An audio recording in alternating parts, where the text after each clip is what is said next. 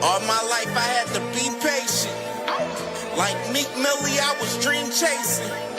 Finger to the law when I see haters. Oh, the feeling when you tell your niggas we made it.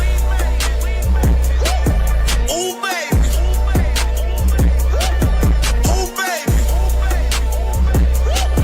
Ooh, baby. Ooh, baby. It's showtime like Kareem Lakers. I make a masterpiece seem basic. No Meek Millie, but I'm dream chasing. Took the shortcut like Anita Baker. I want the bright lights that you see in Vegas.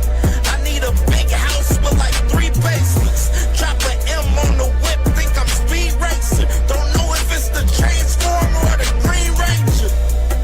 My nigga Mac got the beat banging. Young nigga selling crack as a teenager. Had fiends playing baseball out here free basing. Had me showing off the rings like a Freemason. My mama gone, but I keep pacing. Trying to keep it all together like I need braces. Family calling when they need favors. When I was broke, they was acting like complete strangers. All my life I had to be patient. Like Meek Millie, I was dream chasing. Finger to the law when I see haters. Oh, the feeling when you tell your niggas we made it. Ooh, baby. Ooh, baby. Ooh, baby. Ooh, baby. Rest in peace, the Nippy was the street savior. Got my credit right now, I need acres. Gotta turn your dirty money into clean paper. Trying to own a franchise without a key player. I go through hoes like I weave laces. Tree blazers, let they mama noodles be flavored. Meat takers that be acting like the D sacred. You bust in, you would think they on their knees praying. Then I slide like a screensaver. When I'm done, make some scrambled eggs, cheese bacon. Then it's on to the next, I ain't a speed dater. Little bitch ain't gon' hear from me till weeks later. I don't see no things changing. Kids still dodging bullets like they seen Matrix. These young niggas really need saving, but OGs won't teach them that the street's dangerous. All my life I had to be patient. Like Meek Millie, I was dream chasing. Finger to the law when I see haters. Oh, the feeling when you tell your niggas we made it. Ooh, baby.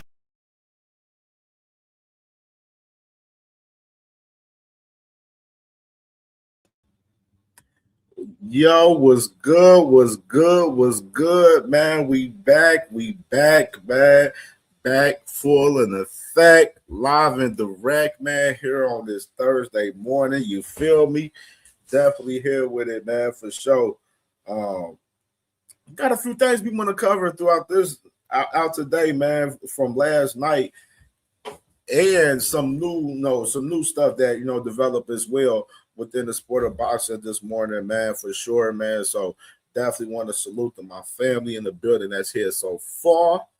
And then we can get into some of this shit that we got today, man, because we got some stuff to talk about this morning for sure, man. Salute to my family, man. Ring Wild Boxing Podcast in the building, man. With salute to him. You heard him. He said, hit the thumbs up. Salute, man. Salute to my family. Make sure y'all subscribe to my family, Ring Wild Boxing Podcast as well, man. Definitely putting in that work, you feel me? And salute to my boy Trey Skills, man. What's good, my dog? What's popping, bro? What's popping, man? Yeah, man, we here with it this morning. My boy Savage Bo, my dog, man. Miami in the building, man. Salute to my brother, man. What's popping, brother? What's good, man? Yeah, man. Yeah, definitely, bro. I got some shit to talk about today, man. Last night's show was crazy yesterday. If y'all ain't watched the show last night, man, the show was crazy last night. You know what I mean? We covered a lot last night where, we talked about so much last night, bro. Real shit. And some of the shit that I talked about last night, I'm going to talk about today too, as well. So, we talked about, Tank versus possibly with Pitbull and Lamont Roach and Will Zepeda fight on the undercard and as well. Last night we talked about Rolly, Ryan, and Devin, of course, last night. Then, of course, we talked about the promotional war that's going on in boxing right now, which is it's a big promotional war right now going on in boxing currently. That's it's been going on for years, but it's going on even more crazier now.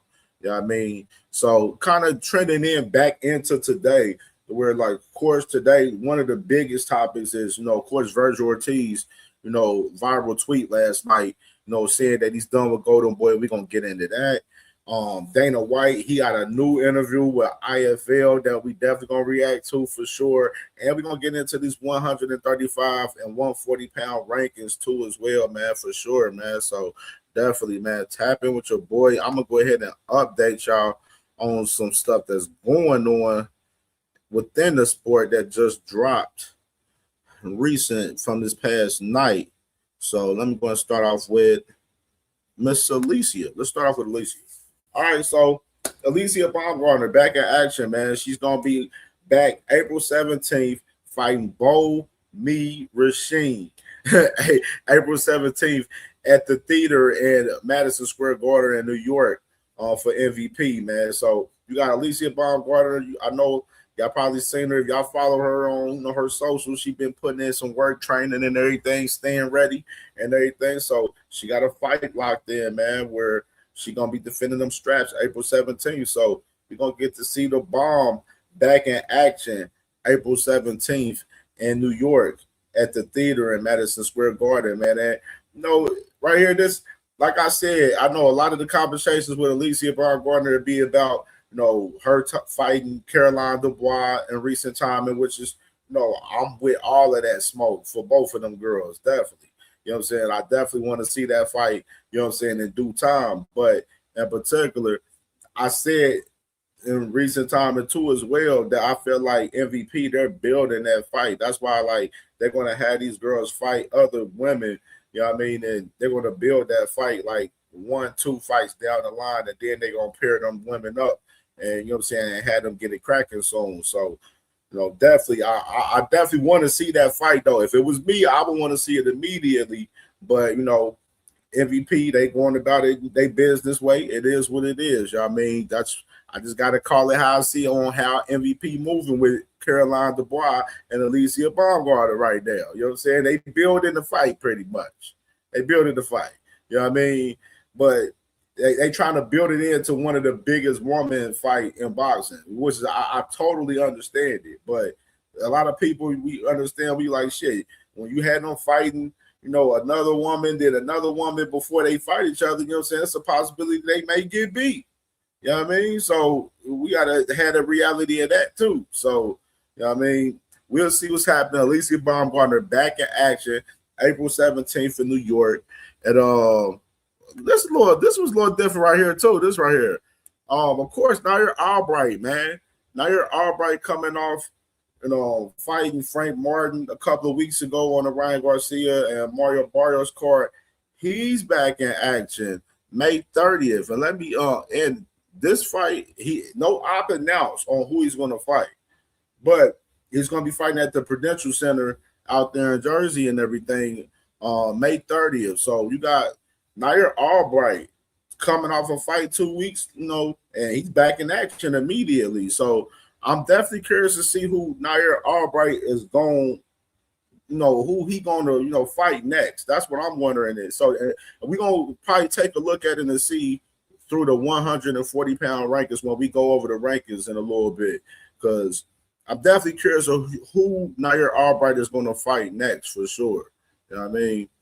So Nair Albright back in action May 30th, and I'm rocking with it. I'm definitely rocking with it, man. That boy's staying active, man, and for sure. So let me see what's popping. Let me see who else in the building. My brother Dragon was popping. My brother was good, bro. My boy Drag. That's my guy, man. That's my guy, man. And my brother, man, Knockout, man, was popping, brother. Yeah, most definitely, brother. We in here. We definitely gonna work. We gonna work, man. I don't care who in the building. We gonna cook up for sure, man. We gonna work. So definitely, Nair Albright, like I mentioned, May 30th. And then I wanted to highlight too with ProBox, man. ProBox TV, them boys active over there, man. They be putting in work. I don't know if y'all watched this past card that they had this past weekend on Friday, but that card was fire, man. It was like the whole card was bangers on that card. But they acted the whole month of March, where they got fights every week the whole month of March. You know, and one of the biggest fights, of course, Lester Martinez. That's one of the biggest fights of the month of March. For ProBox TV, Lester Martinez back in action, fighting for that interim strap, for the WBC interim strap. So definitely tap in with ProBox TV, man. They got the card. Actually, that's Friday. That's Saturday. So they back in action Saturday. They got a card Saturday. Of course, they got the Zuffa card Sunday as well. So, ProBox TV, man, they active, man. They definitely active, man. Definitely. I know D Wood gonna love this shit because D Wood, he love ProBox. I love ProBox too, man. I miss ProBox on the weekdays though. I do miss them on the Wednesdays. Like when they was doing on Wednesday events, I was fucking with them Wednesday events. I ain't gonna lie, but they've been active doing shit Fridays and Saturdays and stuff. So and staying active, what you see them, the whole month of March. They active, man. They definitely active, man. So salute to ProBox TV, man. What they doing over there, man, for sure. I mean, and salute to who's that, my boy? That's my boy D1 right there. Yeah, what's good, my brother? What's popping? It was popping, brother. I already know, bro. I already know you working over there, brother. I already know, man. Get that bag, brother. You already know the vibes, man. So what we got next, man? So, so this is different right here, too. Oscar Duarte. Of course, we mentioned, we talked about the David Benavidez and Zurdo Ramirez fight coming up May 2nd, Cinco de Mayo, PBC taking over Cinco de Mayo. You feel me? You know what I'm saying? You got Oscar Duarte. He's set to return back May 2nd. So interested to see who he's going to fight, coming up next. So and we'll probably scale it out once we look at the rankings again, because we definitely going to go over the 135-pound rankings along with the 140-pound rankings today. You know what I'm saying? Probably go between, probably about 5-6 weight classes when we go over it for real. You know what I mean? But definitely Oscar Duarte back in action May 2nd. Definitely curious to see who his next op is going to be for sure. And it's crazy that ain't Africa. I will say that. It's definitely crazy. That boy Africa owe that man Oscar Duarte badly for real. He real live dude. He owe that man badly for real, man. So salute to Oscar Duarte, man. And Eddie Hearn with this little cryptic little message, man, right here, which is crazy right here, I gotta say. Let me do the banner down so we can read the whole thing real quick. So he said press conference tomorrow in London, 2:30 p.m. Major announcement pending. So you got Eddie Hearn with this a major announcement that he's supposed to give out today, which is I'm very intrigued to what this announcement is gonna be. You know what I'm saying? We damn sure know it ain't no damn Boots versus Vergil. We know it ain't that. Shit. I'm just trying to think of what could it be. What he gonna form a promotional? What he'll be Queensberry join forces or something? Like they Queensberry come in the match room or something? Like I'm trying to figure out what this announcement is gonna be right here. Like I'm real curious. What y'all think this announcement is gonna be right here? Maybe an Anthony Joshua return for us, an exhibition or tune-up fight for Anthony Joshua's return. Possibly that. I was thinking about that too, possibly. I'm trying to think of what else.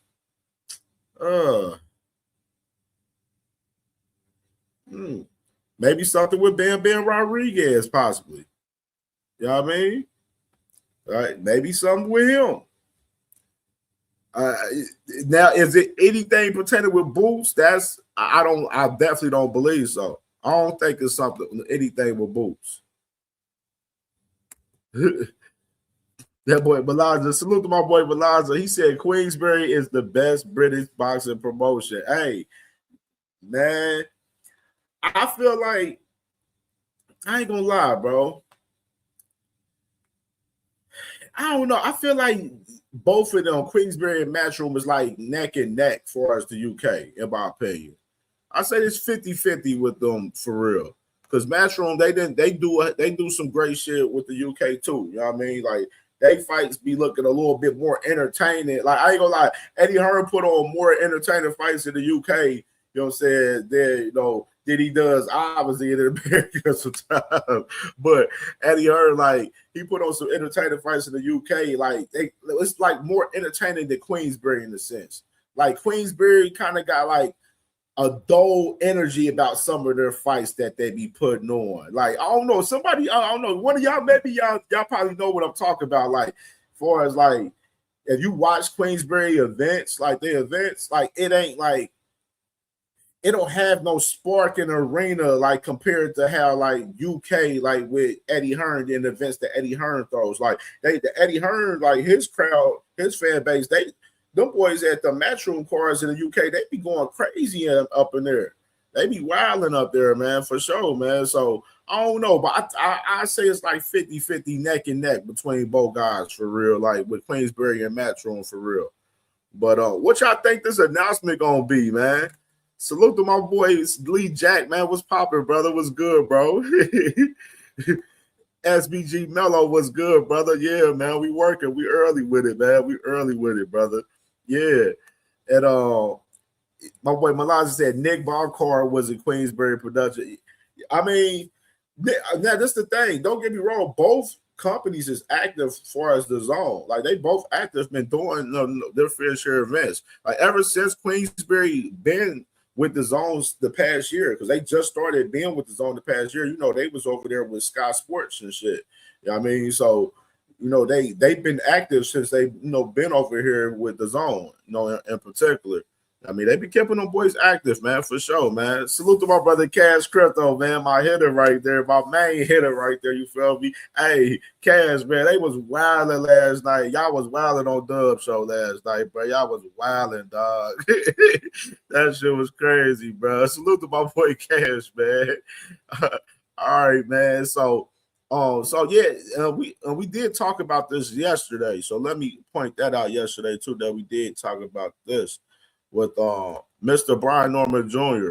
Brian Norman Jr. launches his own promotional company called Throwback Boxing Promotions and announces his first signing, which, you know, we mentioned last night that his first signing is Edwin De Los Santos. So I want to have that, you know, where, you know, you see the mixture though, like I mentioned last night. Of course, Edwin De Los Santos, his manager is Adrian Clark, which is, you know, Brian Norman manager. So you see the whole mixture between that, you know, as far as that match between them three guys, and Brian Norman starting this shit, and you know, Edwin De Los Santos, of course, he's with Zuffa as well. So I wonder how that shit works for us, you know, with, you know, Brian Norman Jr., you know, being his, you know, first, you know, having his first signing is with Edwin De Los Santos, and Edwin De Los Santos signing with, you know, Zuffa Boxing as well. So, you know, real interesting right here. You know, as far as Brian Norman, you know, congratulations to Brian Norman on this business venture right here for sure. You know what I mean, definitely got to salute him for, you know, doing this thing and starting his own shit up. You know what I mean, and, you know, figuring out what he gonna do, man, in this situation as far as in the boxing. But speaking of Brian Norman, I want to play. Let me get this new interview from him because he got a new interview on Ring Magazine, and we can react to that real quick. So let me pull this up with Brian Norman real quick.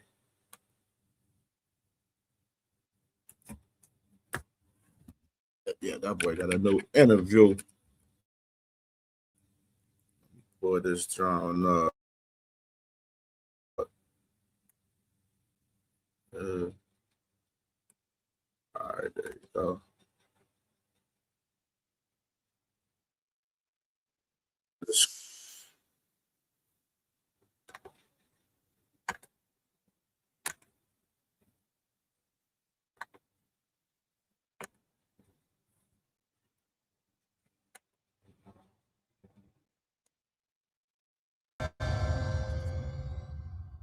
Louis Art for the Ring Magazine. Pleasure today to be joined with Brian Norman Jr.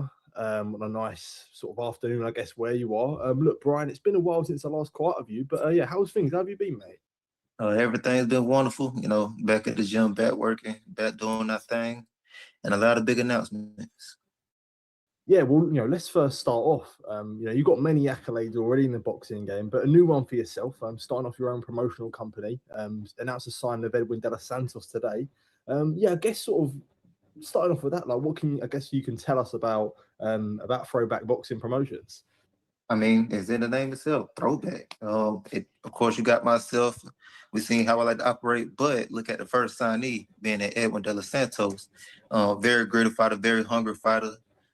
He has got his chance, and for example, in the last situation he had, the other guy missed weight. So it's those guys that they have what it takes, but they are missing those opportunities because of other reasons. So we just trying to shine light on those guys. Albeit you're still young and your boxing career is really just starting. Was it always a thing for yourself being like, look, I do at some point you want to give back to the fighters, or you want to sort of show that care for the fighters? Was that always sort of part that you wanted in your career? It's more so of a mentality thing. I never thought about doing about the promotion thing, but it's just like, if you just sit down and talk to me as a person, I love just helping people as a whole. So, of course, this is the business I'm in. I'm in the boxing business. Of course, it's a lot of corruption in the business. So I would love to come in and help fighters out myself. Yeah, no, I completely respect that. And I guess cool. Can we see shows from yourself? Yeah, like how y'all truly feel about that, as far as with Brian Norman Jr., signing Edwin De Los Santos? Like that's real intriguing to me, for real. It really is. Like, because Edwin De Los Santos, he's fighting under Zuffa as well. So that's really intriguing. You know what I mean? Are you going to be, standing in the middle of face-offs and whatnot? You might just see that. You might just see me smiling and cheesing in front of two hungry fighters. Yeah, good stuff. But yeah, look, just I guess focusing on yourself on the boxing side. It's been a few months since obviously the Devin Haney fight that didn't go your way. But just reflecting, I guess, sort of, how do you reflect, I guess, on that and the time since then, since it's been about a few months since that fight?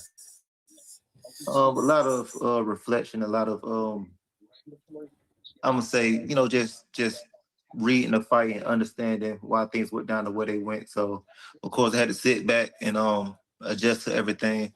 Of course, you're on top of the world, and then let's say you lose your belt, which is what everybody wants to box. It's like, okay, don't settle into the result. Why did it happen? So I can go with ego, pride. I was fighting more so emotional instead of being myself. So now it's a lesson learned, and I got to give hats out to. I agree with that 100%. If you watch the fight, definitely, obviously, you seen that he fought with emotion, obviously, where he was just, trying anything in there, man. And he know what to do in there, brother. Where, that boy Devin won the fight, even though after the knockdown, like I mentioned before, it wasn't much action after the knockdown, though, and after the second round, for real. Like, Devin Haney was on his jab, grab, and move shit. You feel me? But, continue.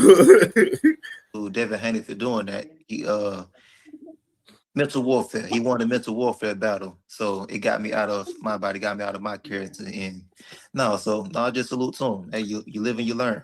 No matter what, you can't. Yeah, he did. B. Norm Jr. definitely lost it. Both. You know what I'm saying? But salute to my guys. I fuck with the Normans. You know what I'm saying? But both of them, they definitely lost the mental warfare aspect of it in the ring. You know what I'm saying? Going into the ring during fight week. You know what I mean? For sure. Changed yesterday, but you can dictate tomorrow. So that's what I'm doing from now on. Yeah, much. And is it hard to watch back, would you say, if you do? At first, of course, it was hard. I mean, it's a loss, but after the first watch, it's like, okay, it is what it is. You got to watch it and see why things went down the way they went. So right now, it's nothing at all. Was it hard accepting defeat? Obviously the first defeat at a world level and whatnot. Obviously, don't get me wrong, come to an elite fighter like Devin, but you no more sleepwalking. What's good with my boy, man? What's popping, bro?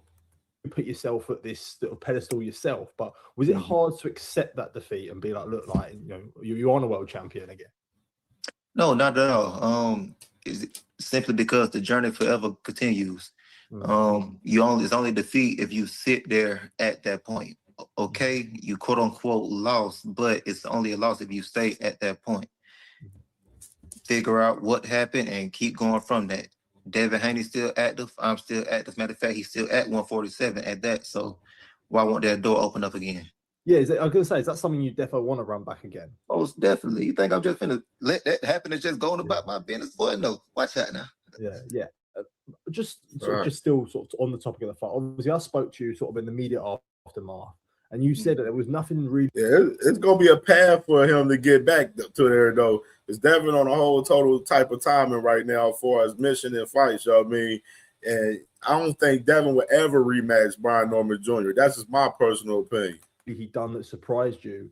Do you still maintain that? Was there still things? Do you still sort of when you look back on the fight, there was still things that like didn't surprise you that he done in the fight?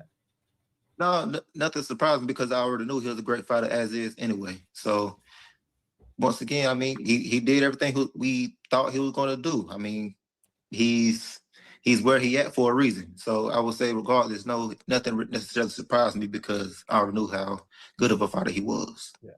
And you look at like the lead up to that fight, you had, you still sort of have these, these great knockouts and everyone's just sort of supporting you, everyone's on your back.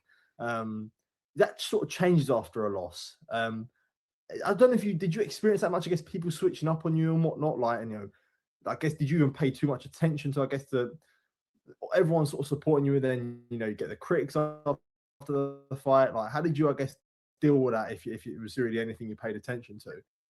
With that, life is all about perspective. You can look at the people, talking down on you. Can look at the people saying I told you wasn't going to be this. I told you wasn't going to be that. Or you can at the other side of everything I was looking at, which was, no, it's all good. Be knowing you still got it. Gonna shake that off and come right on back with it. So it's all about whatever you pay attention to. So both lanes were open. I chose to choose the positive lane of regarding looking at, okay, I still got people behind me. I'm still on my. Yeah, like Brian Norman Jr., he wasn't sad and making excuses, going crazy about the loss and stuff, after he lost, you know what I mean? Like I said, bro, this shit happened. These guys is a winner and a loser in the sport, man. Or it may be a draw. You know what I mean? Like these guys are going to lose fights, bro. You know what I'm saying? Whether it's your favorite fighter or not. You know what I mean? Like these guys are going to lose fights to the better guy that night. You know what I mean? And is whether how these guys come back. I like to see some of these guys, how they come back after a loss. You know what I mean? So I'm interested to see what Brian Norman does next in this next fight for sure. You know what I mean? And see how he comes back after this loss from Devin Haney. I'm still doing my thing. Now, let me get back at the gym and work on everything I need to work on. Obviously, there has been a few changes since then. I know you spoke on Cigar Talk with Najee, and you spoke about not working with your father anymore. Just sort of reflect on that, because I know obviously since then, your dad come out and made comments, and how difficult a decision was that to make? Of course, it was a difficult decision because once again, that's my father. He even got the same name, but it was more so I needed to get away from. I'm gonna say get away from home. That's what I'm gonna call it. I need to get away from home and go outside a little bit more, and just go out and do my thing for a second. That's all. Mm-hmm. Yeah, just saying that. I guess how does it come to terms? I guess having that conversation, like how difficult. Yeah, I mean it happens, bro. Like we done seen a lot of guys that had their father in their corner throughout their whole life, and end up going to a different trainer. So like this shit shouldn't be surprising at all. Cool, I guess I know you spoke on it there, but I guess how difficult is that to have that conversation? But like Brian, we gonna see Brian Norman. I know Brian Norman Sr. He kind of handled it a little bit wrong when he first announced, when Junior first announced that news. But I feel like Senior, he's going to be around. He's going to be rocking with him. So they'll be rocking. You know what I mean? Like that. The love for them ain't changed at all. They're good. Conversation being look, I need to change it, especially when you do mix family with it. Well, it obviously makes it extra harder. Would you say? Most definitely does make it hard because I became a man. Forget boxing. I became a whole man by everything he taught me, everything he raised me by. I became a whole champion as well. So, of course, what came down to this instance, it was a very hard conversation. But men do what men got to do. I had to have that conversation. Me and him sat down a few times actually, and we talked about it. We both, came to a conclusion. We had to do what we had to do. Will he still be involved in the corner, would you say, your dad, or is it just fully a new training team now? No, new training team. Okay. Is that decision made with a new training team? And I see you training with Ronnie Shields. I guess, can you confirm anything or? Yeah, I'm out here in Houston right now. Yeah. So training with Ronnie Shields now, would you say?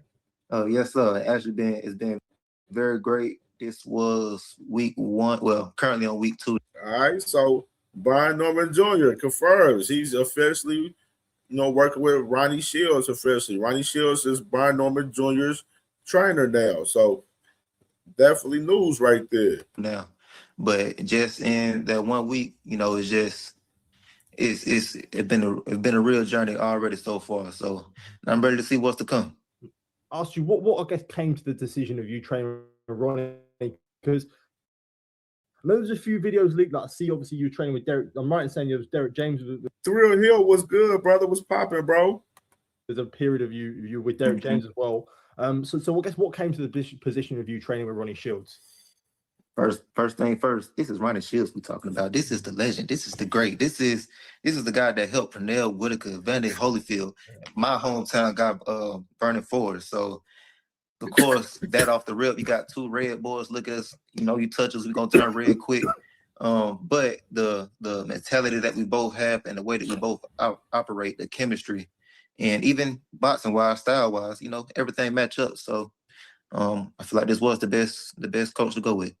And how, talk about sort of going. I like the move. How can you like the move, most definitely. Being in Texas and sort of having as you say, like your father was always by your side. Now it's sort of a bit different. How can you describe, I guess, that change of that completely different setting now? Actually, believe it or not, I love it simply because I have it's complete freedom, right? So you gotta be one with yourself. You gotta know who you are and trust yourself to go out and do the right thing. I don't have nobody watching over me 24/7 saying, make sure you do this, make sure you do that. So guess what? You got to look within and say, okay, you said you wanted this. Show me. You feel me? So no matter what, my biggest thing is master the man in the mirror.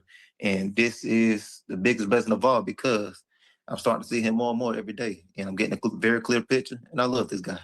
Brilliant. Good stuff. Absolutely. When you do map out a return, how does it look for you? Look, there's a lot of players at 147 now. You just seen Ryan Garcia win a world title. You still mentioned the Devin Haney rematch. Obviously, let's say, being realistic, maybe a world title shot straight away may not be realistic. Like, how would you map out, I guess, the return for B Norm at 147? Yeah, we can get of course, like you said, probably not a championship fight. Since we can't get that, we could come back and get a comeback fight in the summertime, and then the championship fight after that. That would be great.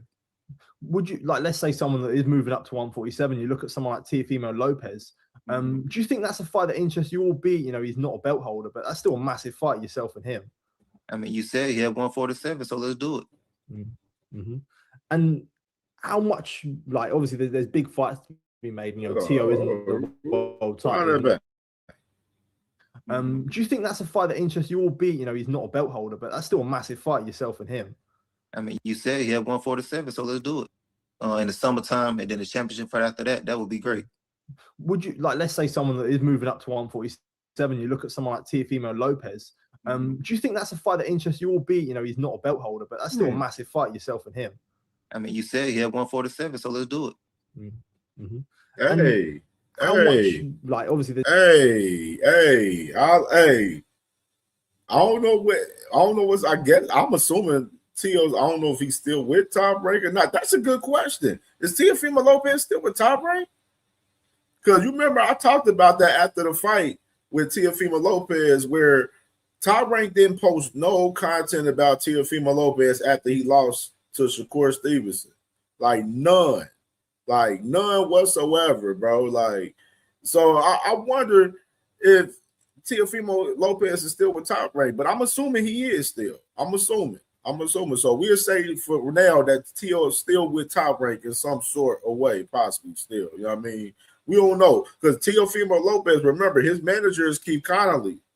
And we talked about Keith Connolly last night on how he moved, with Eddie Hearn. I'll play that clip too. You know what I mean? How with Eddie Hearn. I definitely play this clip after we get done with this interview. But definitely interesting for us, you know, that situation with him talking about, you know, Teofimo Lopez. I like a fight with Brian Norman Jr. and Teofimo Lopez. I think that'll be a good fight. That's a good fight right there. Both of them coming off losses. Damn near, it'll be people probably be looking at it damn near on some crossroad type fight damn near. But you know what I'm saying? Even though Brian's, you know, younger, you know what I'm saying? Both guys are still young, you know what I'm saying, in the game, but you know, in particular though, for real. You know what I'm saying? But you know, it'll be a fight where, you know, it'll be real interesting to see Brian Norman Jr. and T.O. fight each other, both of them coming off losses, even though I don't think T.O. will be next, though, in my opinion. I don't think T.O.'s next for Brian, you know, in particular, because I think T.O.'s not ready to come back right away. I think Brian's going to be – he's supposed to come back in May, and T.O.'s not going to be ready to fight in May, in my opinion. You know what I mean? Especially not fight Brian Norman Jr. in May. You know what I'm saying? After, you know, him just, you know, getting whooped the slavery off of him by Shakur Stevenson. You know what I mean? Getting jabbed to death all night by Shakur Stevenson. Like, nah. But I like the fight, though. I will say that. And hold on real quick. Hold on. You come back up here, man. And salute to my boy Big Dre, man, for the support, man, in the super chat, man. With the $4.99 super chat, man. My brother said, he said, CamJ rocking early and was rocking late last night. Yeah, bro. Yeah, man. I said I got content last night. I posted it up on the community. Well, I said, bro, we got content, bro. We definitely got content. We got content, bro. Like, so when I got some content and I got some free time, I'm going to come up and we're going to put some work in, man. If you already know the vibes, man. And salute to my boy, man, Isaiah, what you doing, man? What's popping, brother? It was good, brother. And then my boy, No More Sleepwalker, he said T-Ho versus B-Norm. Then Big Dog Willie says, T.O. is rumored to fight Ryan Garcia. I don't know if I like that. I don't like that. Nah, man, I don't like that. But would you saying that though? I like with Ryan fighting Rolly.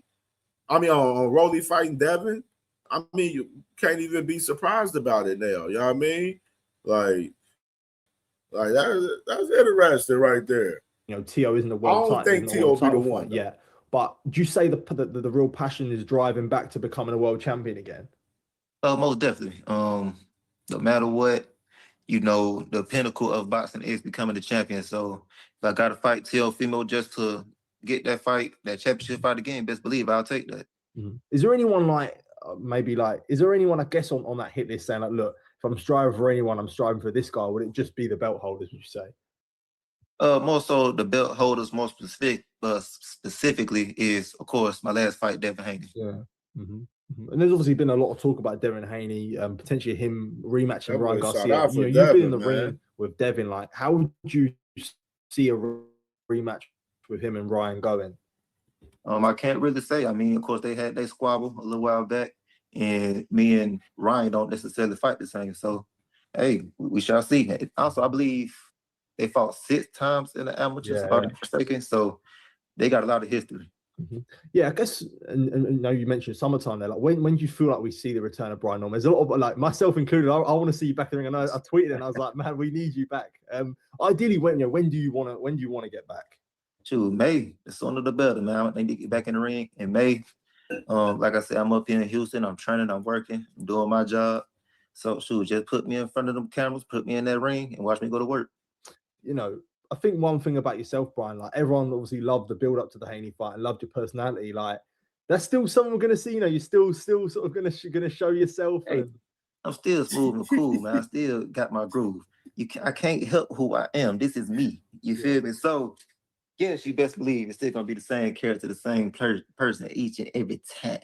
That's what I love to hear, and I look forward to it. Look, Brian, I appreciate you coming on. I appreciate you joining me. And good to see, obviously, the new promotional company as well. So, a man that wears many hats. So, look, good to hear from also the Ring Magazine Knockout of the Year award. Yeah, see man, in 2025. Yeah, no, that was brilliant. All right, man. So Yeah, man. Salute to B North Jr. right there, man. You know what I'm saying? That was B North Jr. right there, man. No, definitely got his return coming back in May, like he just mentioned. You know what I'm saying? So we'll see B North Jr. back in action coming up in May. And definitely intrigued to see who he gonna fight. You know what I'm saying? We're gonna actually go over the rankings. Hold on, let me see what else I got over the top that I want to do before we do that real quick. Actually.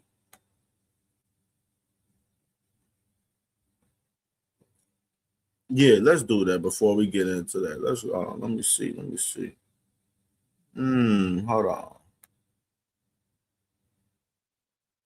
Anything else I want to talk about before we do that?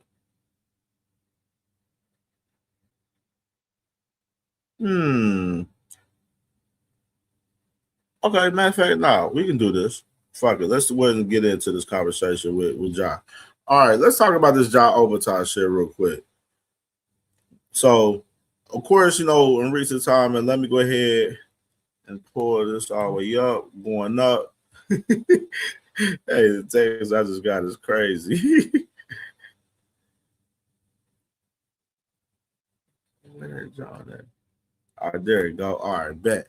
All right, so of course, man, sources with the IBF, man, you know, requested for Ja Overtime to make a decision on the title, on whether he's going to be fighting this weekend. You know, either he can defend the IBF title or fight for the promoter's belt, but not both. So you got the IBF, obviously, that they're threatening to take that belt away from Ja Overtime. Basically saying, like, if you ain't fighting for the IBF, then you out of here. You're finito.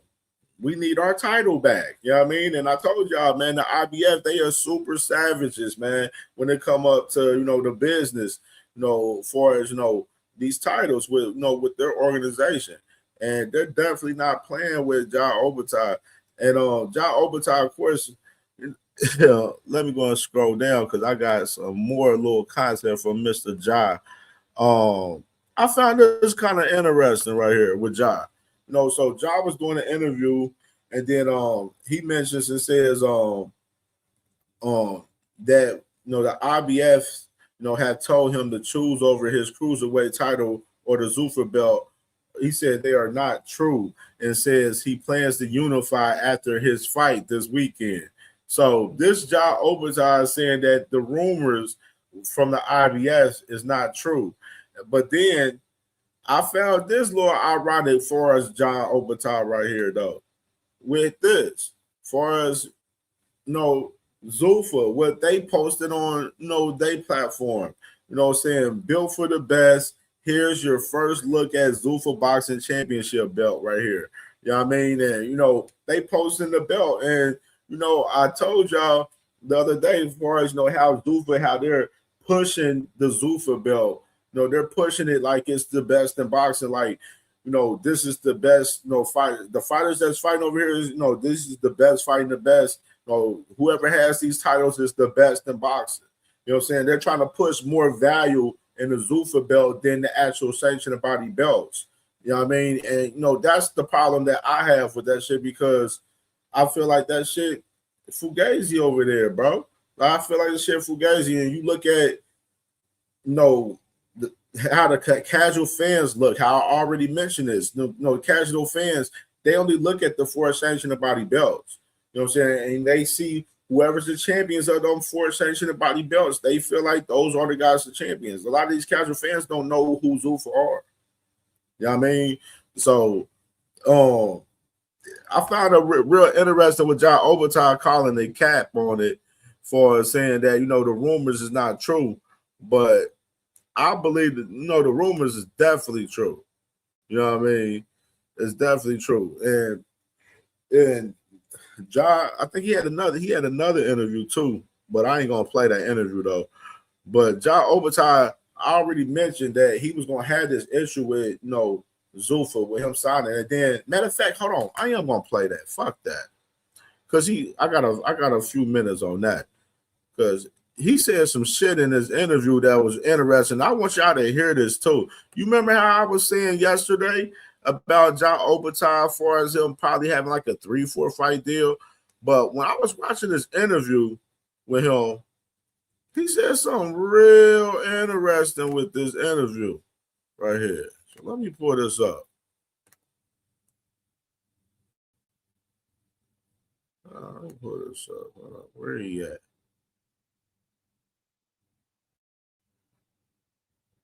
Andy shitted on Eddie Hearn on this interview too.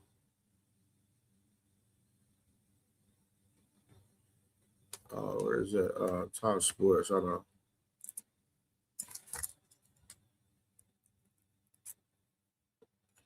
Yeah.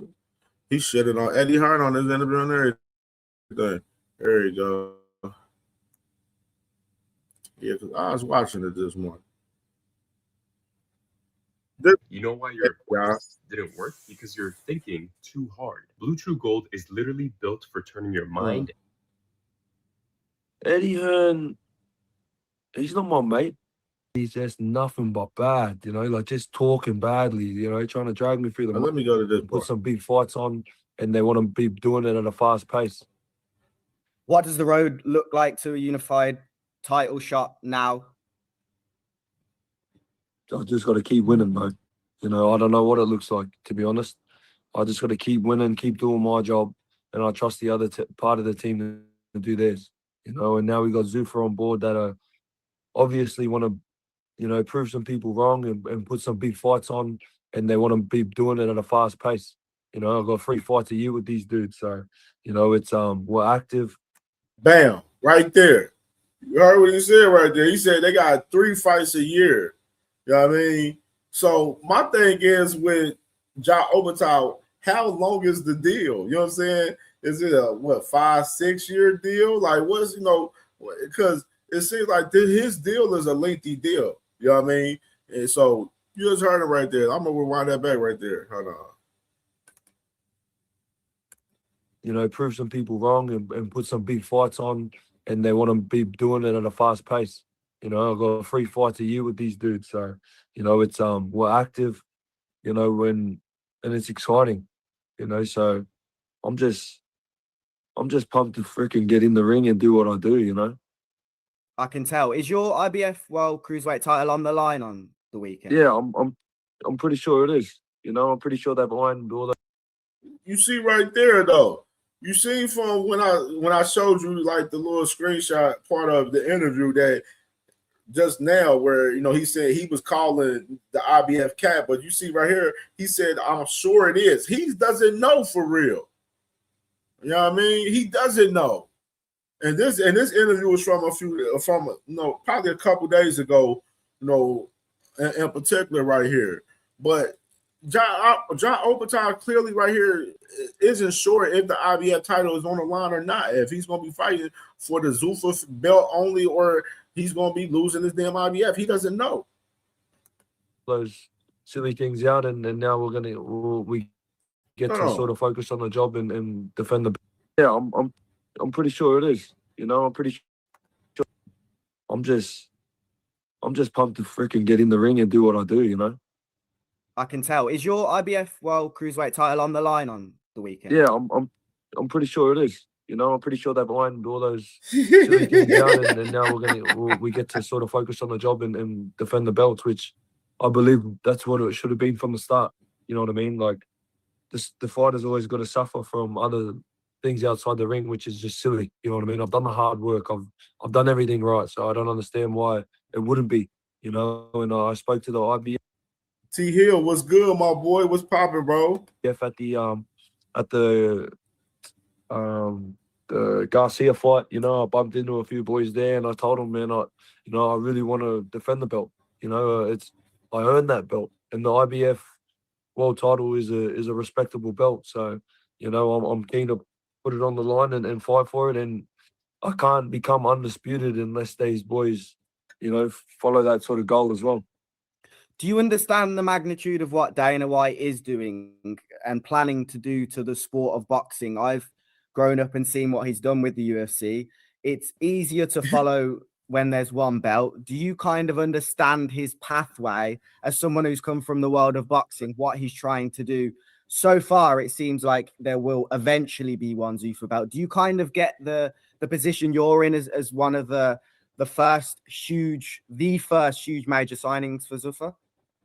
To be honest, B King was good, my boy, and no more sleepwalking, bro. He's definitely not sure. Like the crazy part, like I'm listening to this. I don't know if y'all listening to it in the same way I am, but I'm listening to this with John, where how he talks about Zuffa, where you're gonna hear it right here.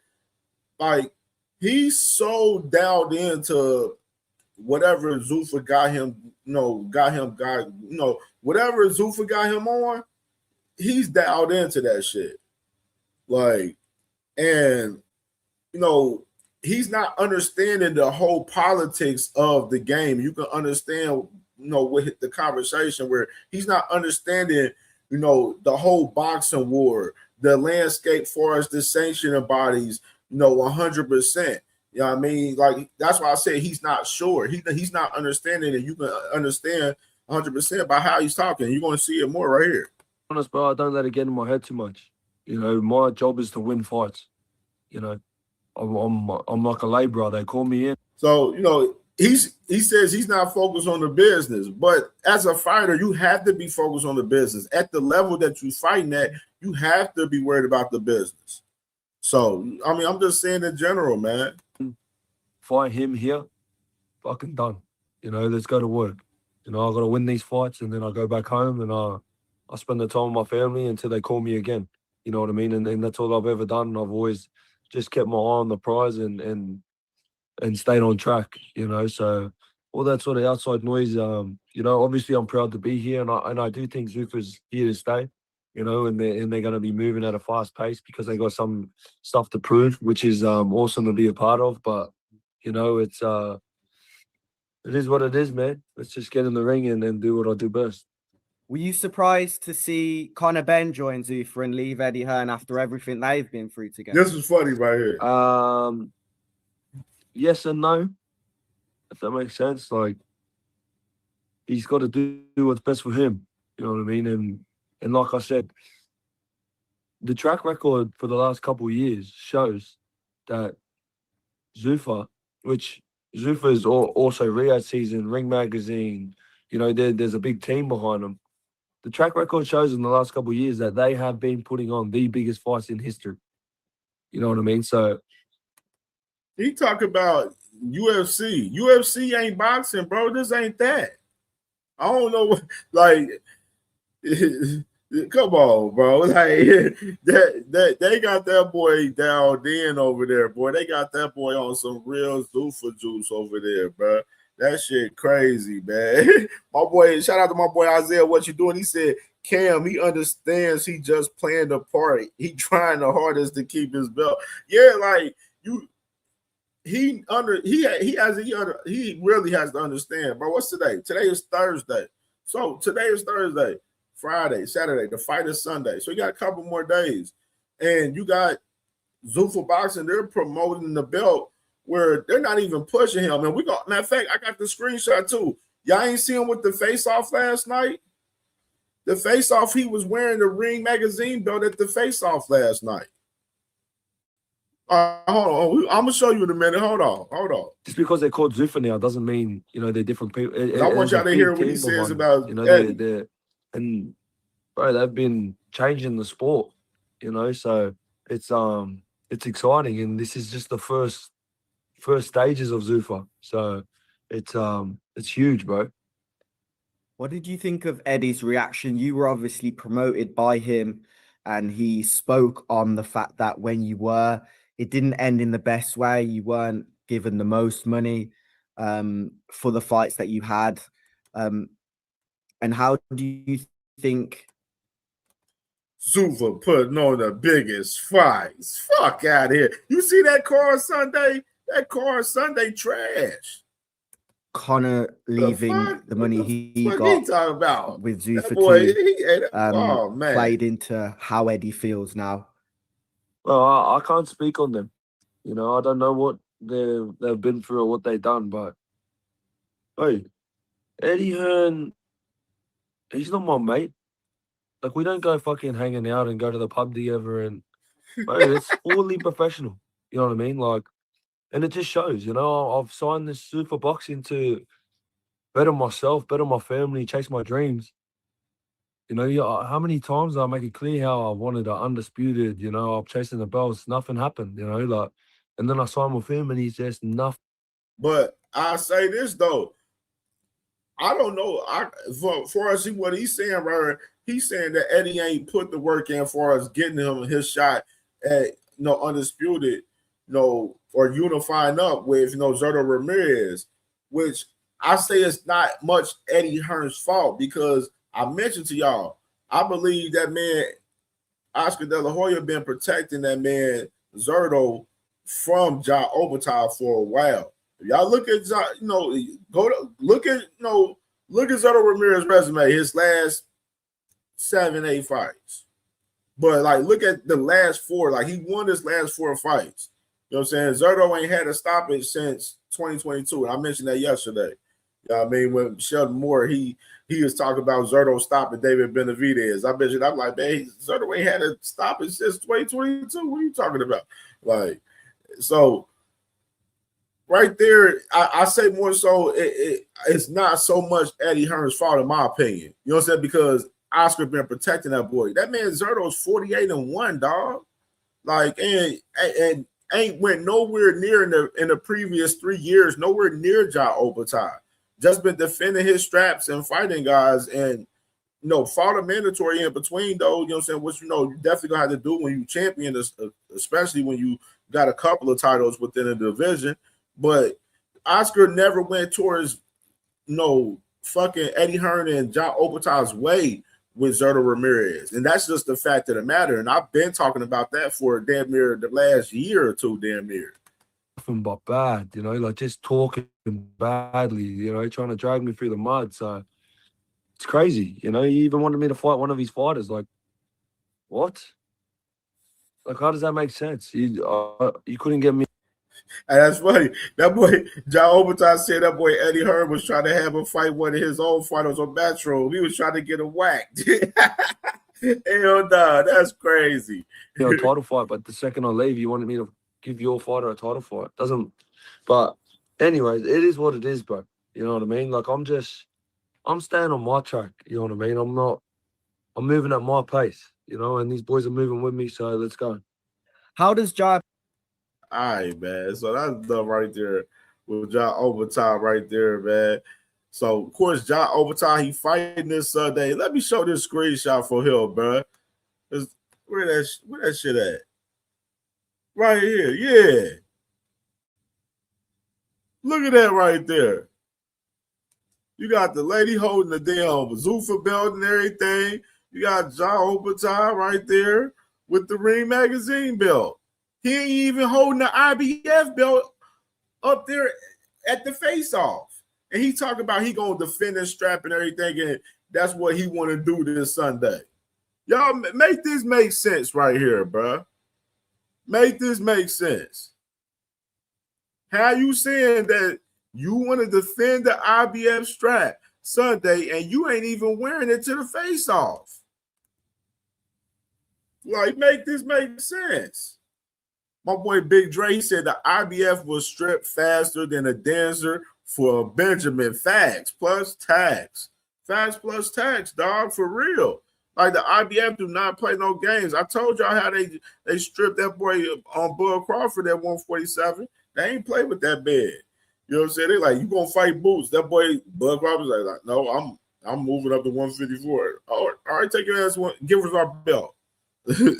No more sleepwalking. He said, facts. That's how fighters get worked out of the bag, not focus on the business. Facts. That's what I'm saying. Ja Obata, like, you can, yes, you focused on your craft and everything, of course, always, 100%. That's a part of, you being a professional. But the business is a part of you being a professional as well. You got to understand what you're signing up for. Like, he doesn't understand the promotional war that's going on right now in the business. And he doesn't understand what he's signing up for with Zuffa, to where Zuffa, they got a clause in their contracts to where, they can drop you at any time. Like, that contract with Zuffa, even if you sign a long-term deal, that shit ain't fucking concrete 100%. You know what I mean? Like, we read the contracts, for us, Zuffa. We read a couple of them. Of course, a lot of them is different, you know what I'm saying, in particular, but, the bulk of them. We read the bulk of majority of Zuffa contract.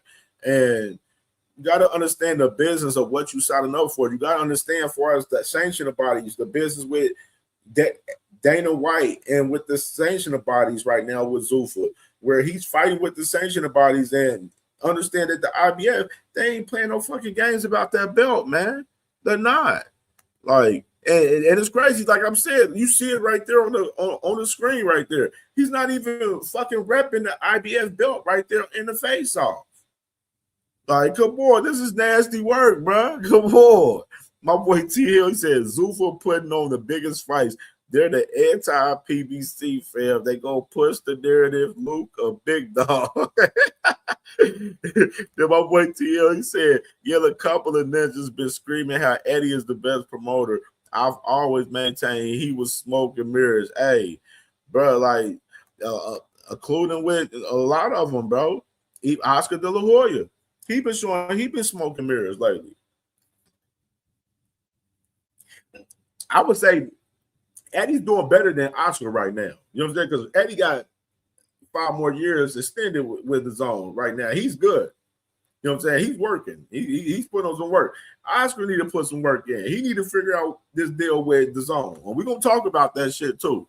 We definitely going to talk about that shortly too with Oscar.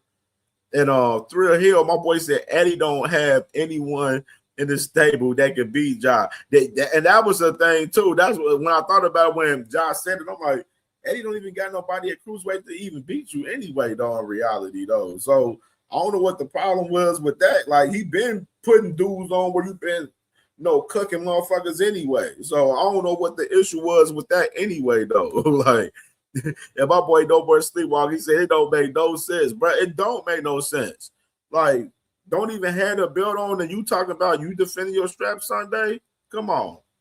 T Hill said plain and simple. They offer him a huge payday to come over to the Zuffa way, and he don't even know what he has done walked into. He really don't. Like he said, he did. You heard him in the clip where he said he's gonna be fighting 3 fights a year. You know what I mean? So yeah, we'll see. We will see what happens Sunday with Mr. John Overtime, man. But he better get his business right, man. And all right, so let me go ahead and get into these rankings. Let us do that before we get into the Vergil talk. We're gonna leave the Vergil talk for last. With these rankings, so let me go and pull up. Where is that?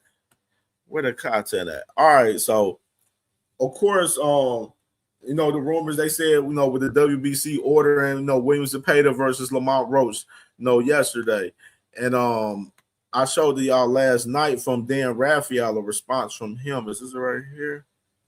Let me see. Oh, no, that ain't it. Let me see where it's out. Let me see where I put it at. Oh, there you go. All right. So Dan Raphael, he says the WBC did not order the fight. They came to the WBC with the done deal and asked for the fight to be approved for the vacant title. Various fights were proposed. WBC accepted this one since they were already the top-ranked guys.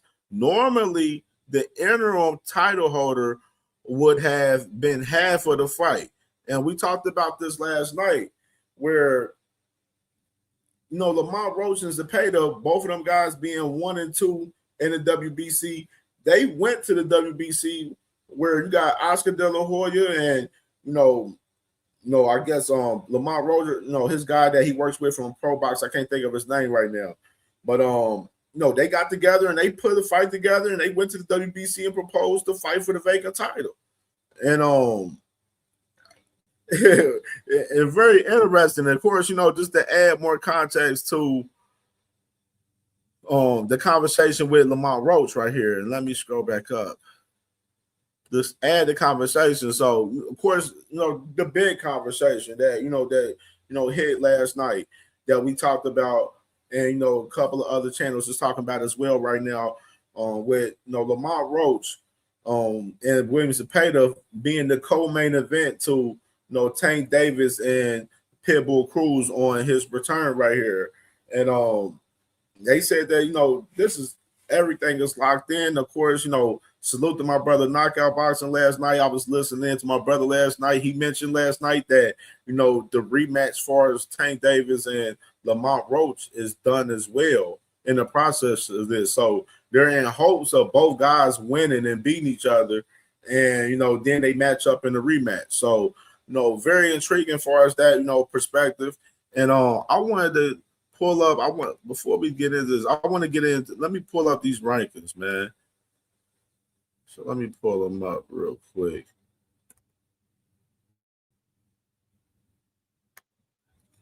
Let me pull them up real quick. These rankings, because I want to talk about these rankings real quick.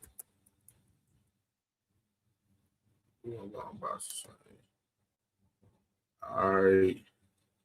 Let me share the screen.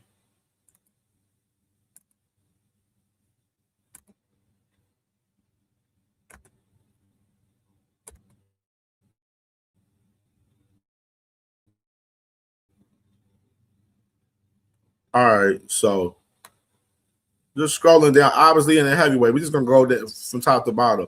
Obviously, with the heavyweights, you see Alexander Usyk, IBF champion, Alexander Usyk, the WBA champion as well. These ads be coming up crazy. Obviously, he got 3 titles at heavyweight, and the bar coming up, very soon. Of course, Alexander Usyk gonna be fighting the guy Rico Verhoeven, the kickboxer legend is coming over. They're fighting in Egypt, May 23rd. Moses Atuma right there. You see, for us, and he's fighting in the title eliminator, obviously, against Jermaine Franklin, obviously. Not in the title eliminator, my bad, because he's the interim champion. Is he the interim champion? No, he's not even interim yet. So they got Gasav as the regular champion. So yeah, Moses Atuma, basically, yeah, this is a title eliminator. So he's fighting a title eliminator against Jermaine Franklin coming up March 28th, that same day, earlier that day, the same day as Fundora and Thurman. Of course, Anthony Joshua, waiting on his return, of course. Okolie, a fight just got announced with Okolie. You see Derek Chisora right there. He's fighting Deontay Wilder coming up April 4th. Richard Torres, he's fighting Frank Sanchez.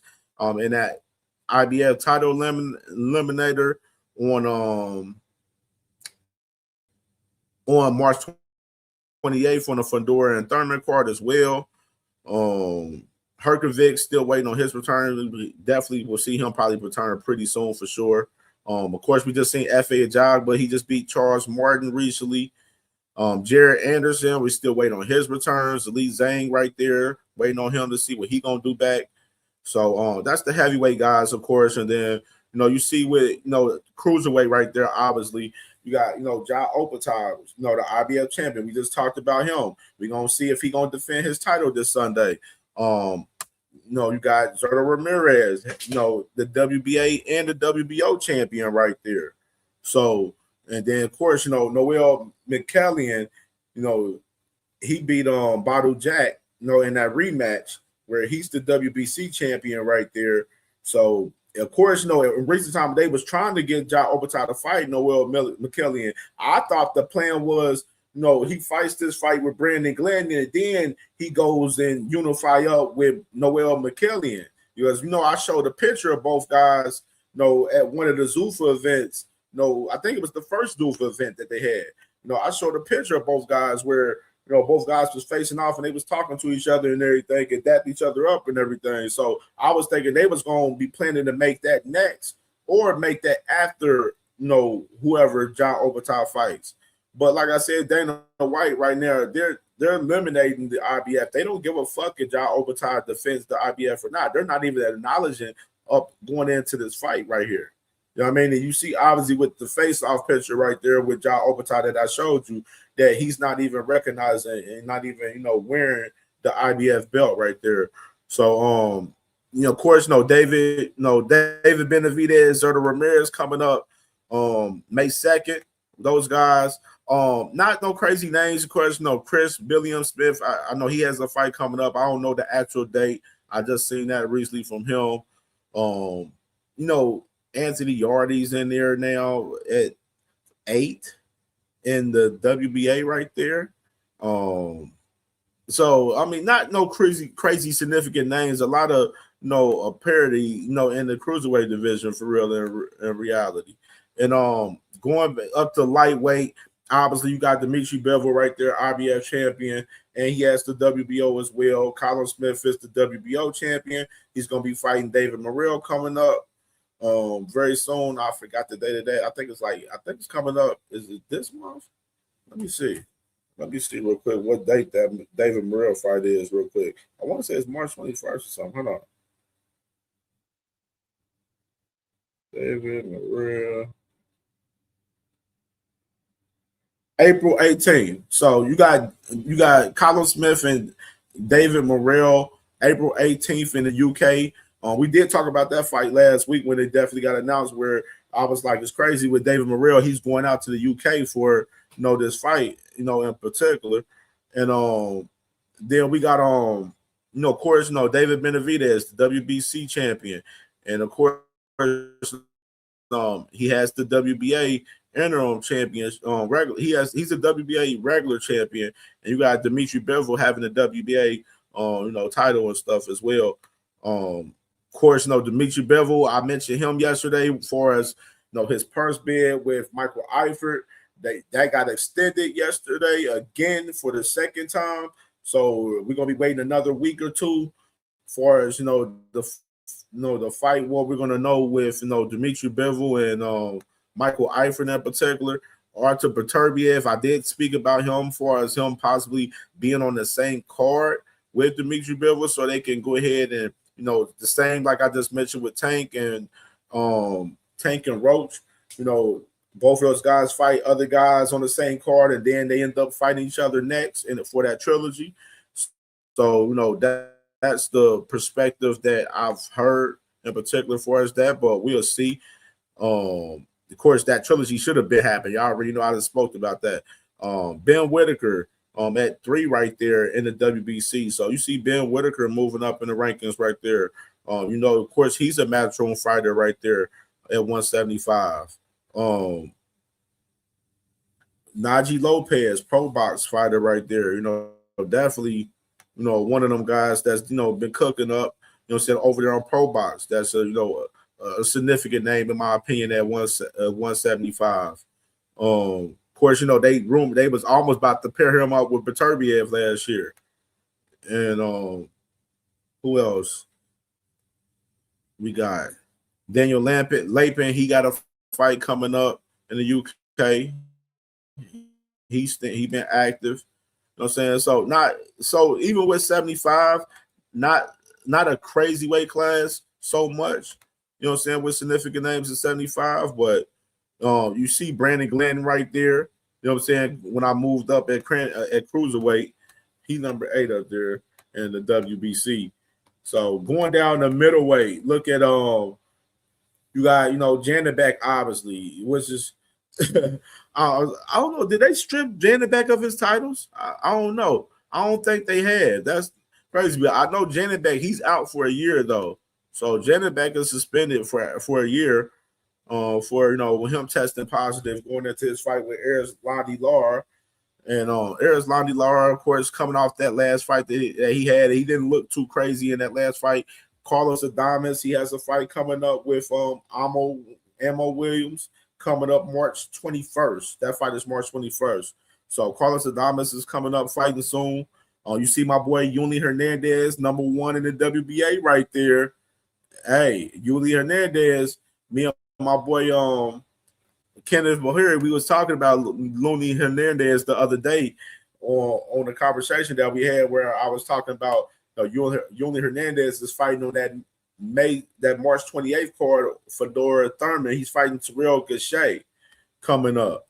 You know what I mean? So we're going to see Yuli Hernandez in action. PBC, don't be surprised you see PBC pair Yuli Hernandez up for Erislandy Lara, unless Erislandy Lara decides to, retire. You know what I'm saying? He up in age.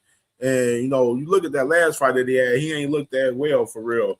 I think Janetback probably would have whooped Erislandy Lara probably in that fight if they probably would have fought maybe, man, because he didn't look crazy in that fight.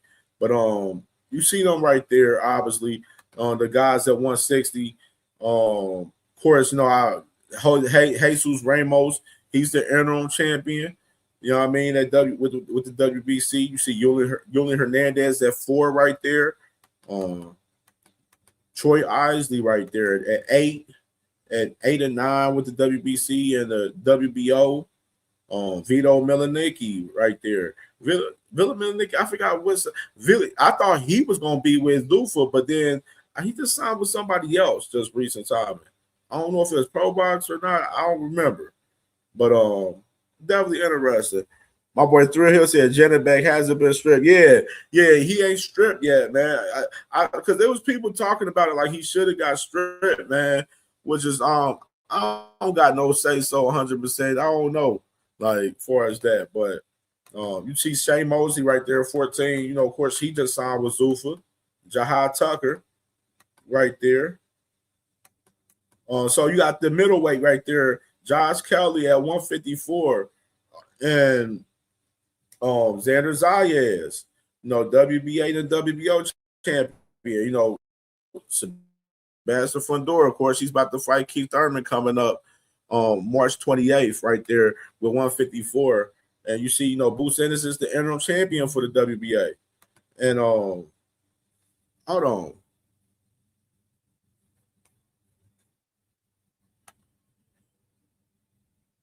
That shit, I wanted to do this with before we let me share my screen because I want to show let me show Xander because let me go back to that as far as before going into 154 real quick.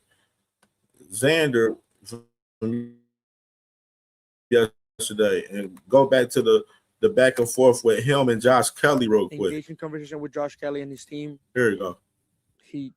Just to put it easy, he does not want to fight.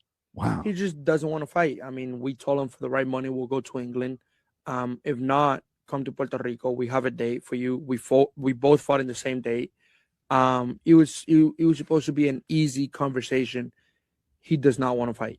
He just doesn't. And that's just that. I can't make people fight me, Right. Now we have this weird thing with Boots and Vergil with the court and suing and Vergil and Golden Boy suing each other, right. all of that.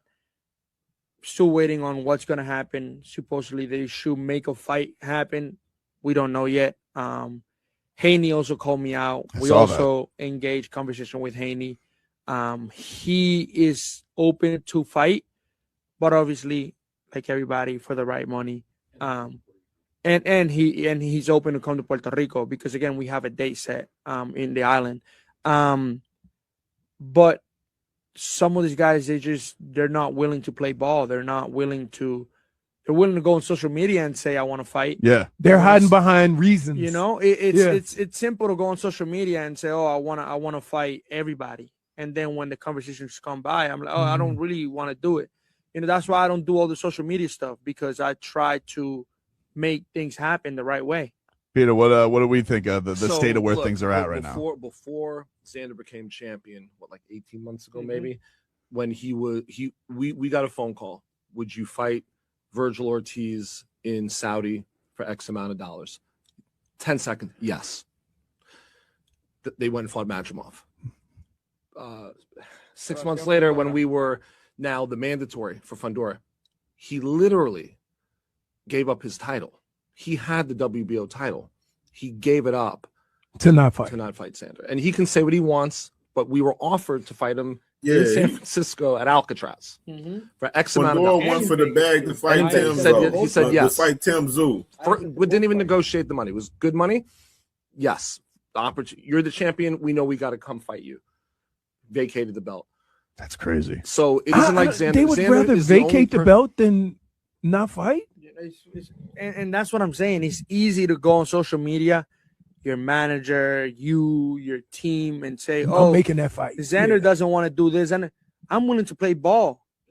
But, like I'm willing to play ball, but you guys have to play ball with me too. I can't just do everything. Right. Like, yeah. I have to make the negotiations. I have to sell the fight. I have to come on now. Let's talk boxing. Let's talk real actual fighting. Mm-hmm. It's easy to just go on social media and say I want to fight. Yeah, I mean, and honestly, like your star has never been bigger. Like you were just on a hundreds of millions of people stage after winning your.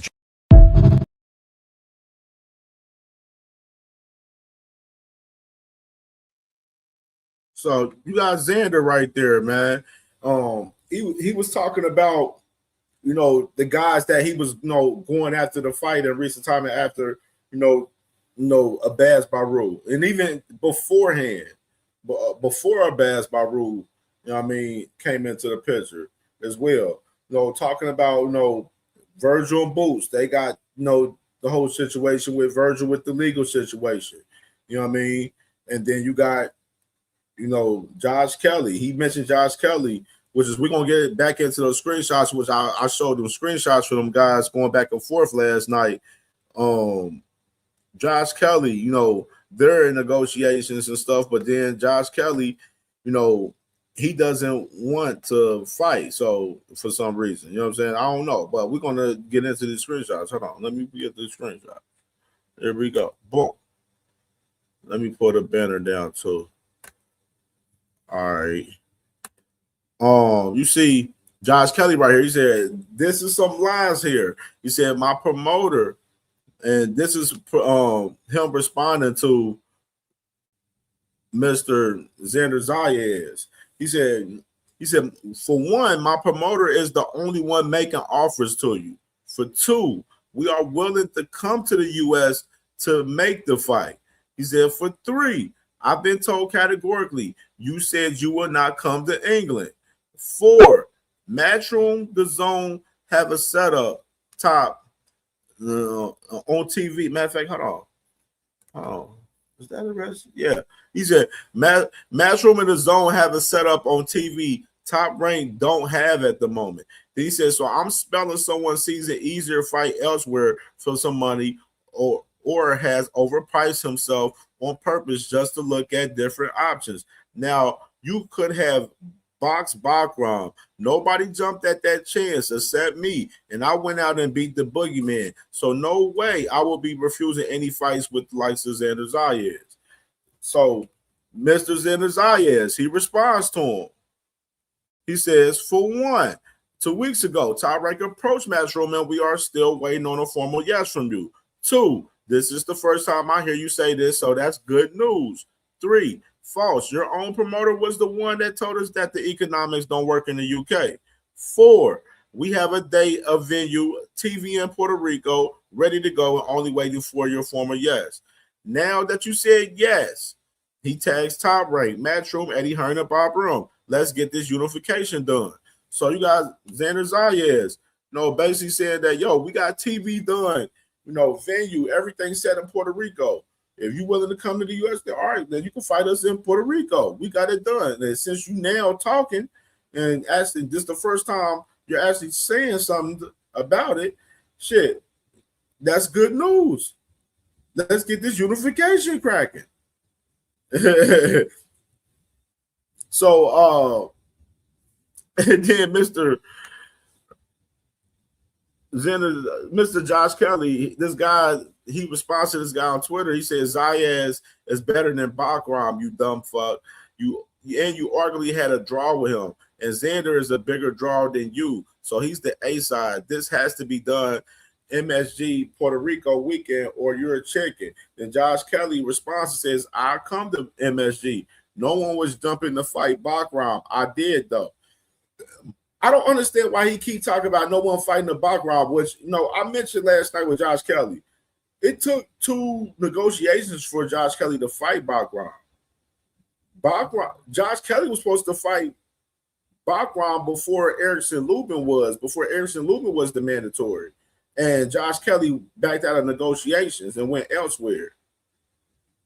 And then it went on to Erickson Lubin, where, of course, that didn't fall through, obviously, because Erickson Lubin ended up fighting Vergil Ortiz in November. And then it went back to Josh Kelly, where the IBF managed Josh Kelly. You know what I mean? So he being so powerful, and that was a close-ass fight. And you was really, jab, grab it moves throughout the whole fucking time. You was fighting on some, retarded ass Devin Haney shit for real. So he said that with no network provider with Top Rank, I'm holding some of the main cards in this discussion. You are not the A side, bro, Josh Kelly.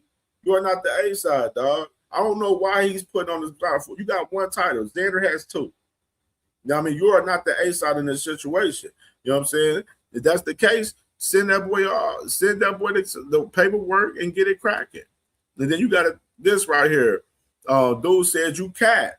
And then, Josh Kelly says, we've never made that offer. Never had one from Top Rank. They said no to Sunderland AFC Stadium. And we said we're willing to go to the U.S. to show out for you guys. So you got Josh Kelly right there saying that the boy was cat right there, man. And I believe Josh Kelly is cat. Josh Kelly, he's the one that's doing all the talking, bro. And I said it last night. The one that's doing majority of the talking is the one that's doing the capping. You got Josh Kelly talking about mentioning fighting Backwand. Why are you mentioning fighting Backwand for? We're talking about fighting each other right now. What the fuck do Backwand got to do with the conversation? Like, come on, are you shitting me? Like, why are you even talking about Backwand? Your focus need to be Xander. That Backwand, that's just done. Nobody's talking about Backwand. He's finito right now. We talking about Xander Zayas right now. That's what the hell we talking about. You know what I mean? And you got to make sense with him. And Xander, he basically on standing on business. Xander's not doing too much talking. He made his one tweet and that was it. He ain't reply back to Josh Kelly or reply to other Twitter, fans and up there in the comments and shit like that. He ain't do all of that, but you see Josh Kelly is. You know what I mean? I said the person that's doing the majority of the talking is the person that, is capping about the fight majority of the time. And salute my boy Malaza. He said in Puerto Rico, Puerto Rico, that atmosphere with Xander, though, I ain't gonna lie. That atmosphere for Xander when he fought the Basbar Rule, that was an amazing atmosphere, bro. I ain't gonna lie. I fucked with the atmosphere. I was rocking with it. He said, how would go to Xander via... He said, I would go to Xander Zayas fight the politicians and their employees. He said, Malaza said, Xander Zayas versus Kelly and NYC. That's it. Yeah. Hey, if Josh Kelly, if you said that you're willing to go out to New York, then let's see it. Go out there. You know what I'm saying? Just go out there, get Top Rank. Make it happen. Y'all invested a lot of money in Xander Zayas. Make it happen, man. You know what I'm saying? And my boy Thrill Hill, he said, I see there are 3 undefeated guys on the boots in the WBA. Eddie should make it happen with one of them. Keep trying to hold on to them that belt like Mario's, as long as he can. He got home cooked, bro. Man, that made me go back to this right here, what I played last night when you mentioned that right here. Before Conor Ben jump ship to Zuffa Boxing, why wasn't a fight between him and Ennis being proposed? That fight would have turned him into a star. Because Eddie was trying to protect Conor and keep him into a star. He didn't Paulie, you're 100% right, but that's why I say never been the priority. There's always somebody ahead of him. Has not been a priority because you got the built-in rivalry, the U.S. versus the U.K. Conor Ben is kind of a sourly guy. He can play the bad guy role. Ennis can play the good guy role. Their styles clash. I don't understand that. They had no problem with throwing Chris Algieri in the ring with Conor Ben. Why don't they throw Conor Ben in the ring with Boots Ennis? Because Eddie has favorites. But Brett, Eddie has favorites, and unfortunately, Boots ain't it. Boots is the most talented guy there, but he's not. It's a personal favoritism. It's obvious. Yes. So So the obvious thing is, why don't they just make an in-house fight and let Boots fight Josh Kelly? Well, so they were saying.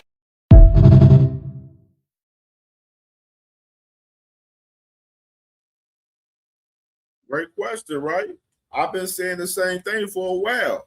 Like, and salute to my boy Two Sizzle. What's good, bro? What's popping, bro?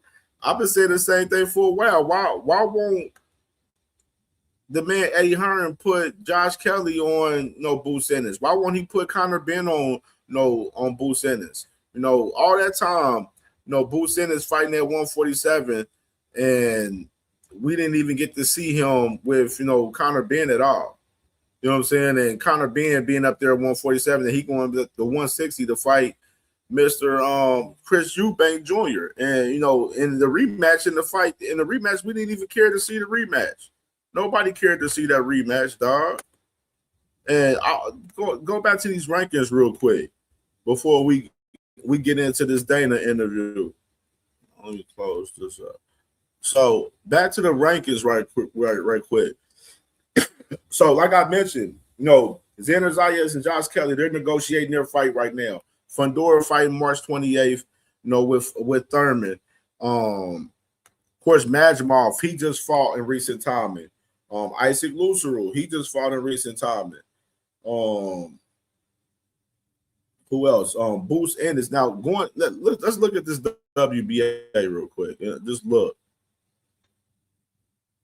All right, so you see the WBA right here, right? And you got it's like he's in no man's land, bro. As far as name wise, if you look at it for real, you know what I mean? Like, look at it. You got Isaac Luceru, and he's on PBC.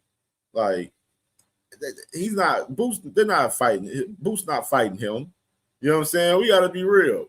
Then you looking at a Baz Baru. He just coming off of losing to Xander Zayas. Boots definitely not fighting him.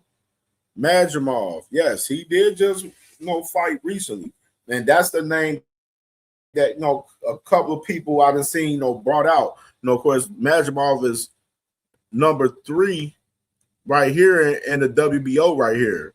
You know what I mean? So you got Majimov as a name that they're mentioning, and which I'm not crazy about that fight. I think Boots, obviously he'll demolish Majimov. Brandon Adams, he's a Zuffa fighter. Of course, that wouldn't happen. Giovanni Santillan with Top Rank. Some of these these unknown name guys, like Eddie's not. He couldn't do any of these unknown name guys. You got Charles Conwell, number 11, right there, and the WBC, right there. Salute to my boy from Ohio. You know what I mean, my dog. And so I mean, like it's really tough on Boots, man. Like on who the next. So it's like now. The thing is, Xander in that clip that I showed you, he only talked about Boots and Vergil's situation as far as them fight each other and Vergil having this lawsuit. And the thing with Boots is he's the interim champion, so he can push for this. But I found something interesting too about that too. Hold on. Did I put that? Did I add that to here? Let me see if I added that, bro.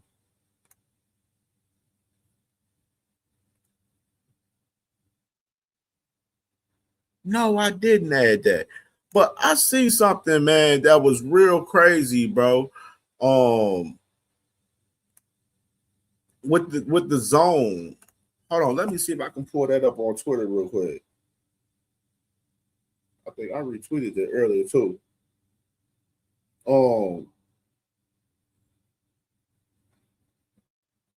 Let me see this real quick.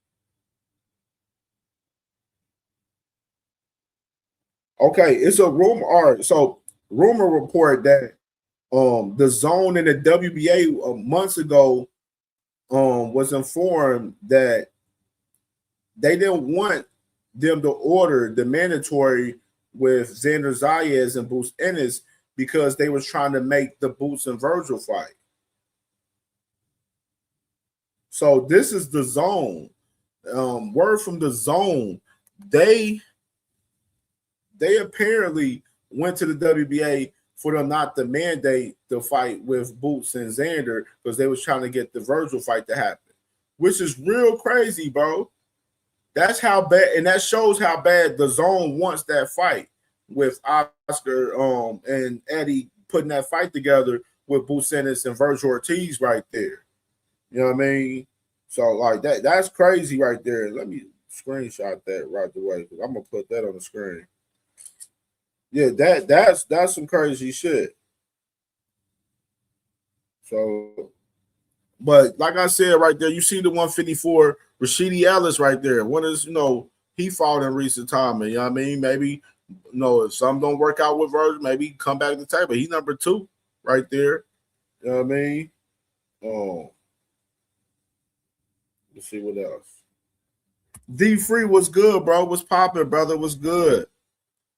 So let's scroll down. Let's go down to 147. So down to 147 right here. And obviously we've been talking about, the guys at 147, the trio between, Rolly Romero, Ryan Garcia, and Devin Haney. Rolly Romero, the other day, he said that he signed his part for the deal with Devin Haney. Devin Haney got to sign his part now. Of course, Ryan Garcia, he's been pushing to fight Devin. Devin went away from the Ryan Garcia fight to fight Rolly since Rolly's talking about negotiation. We know Rolly in particular, the WBA, they're supposed to set some orders out this week, which, one of them is supposed to be Rolly Romero and Shakram Giasov. The others, Armando Resendez with Beck the Bully, Beck the Mirror, that just fought, a couple weeks ago on the Garcia card. Who else? We got Kid Austin and Lucas Body. WBA, they're about to order them. So you got Kid Austin and Lucas Body about to order them. The WBA about to order them in particular for us them. So Rolly was rushing to get this fight happening with Ryan Garcia, with Devin Haney, pretty much. He was rushing to get the fight happen with Devin Haney because he don't want to fight that mandatory. Giasov been taking step aside money for a while. Even when Boots was champion, he's been taking step aside. And Giasov he's a matchroom fighter. You know what I mean? So adding context. Rolly Romero was recently negotiating with Conor Benn, where Conor Benn ends up signing with Zuffa Boxing. You know what I mean? Where you got Conor Benn fighting, Regis Prograis April 11th on the Tyson Fury and Magmadov card. So you got that right there. Of course, Rolly Romero was negotiating with Manny Pacquiao for some months, where, Rolly Romero had a tweet out saying that, Manny Pacquiao outpriced himself pretty much and said that he really didn't want to fight him, but people was, wanting to fight him, and people on Manny's side and, from, I guess, the world, they was pushing that fight on him, more so from Manny's side. And, that fight didn't fall through. So you got Devin Haney and Rolly right now in negotiations. They're fighting right now, possibly coming up maybe May 3rd from May 30th on what they're saying. Leaves Ryan out of the loop. You got Lewis Crocker right there. He was supposed to fight Leon Paro, which is number 2 right here in the IBF, and that fight just got postponed because Crocker has damaged ligament in his hand. Patty Donovan right there. I don't know if they were set. He had a fight. They had Patty Donovan set with somebody. I want to say. I don't know if it was Karen. I don't know if Patty Donovan's about to fight Karen. But I'm trying to think of who Patty Donovan is. It's somebody. Yeah, Patty Donovan has a fight coming up. I don't know if it's Conor Walker. It might be Conor Walker. You know what I'm saying? It might be. Yeah, it's Patty Donovan and Conor Walker. They're fighting coming up. You see, Conor Walker right there at number 5 in the WBA right there. You see Brian Norman Jr. at 5 in the WBC right there in particular. So you see Brian Norman right there. And number 5 right there. Of course, he's number 5 as well in the WBO.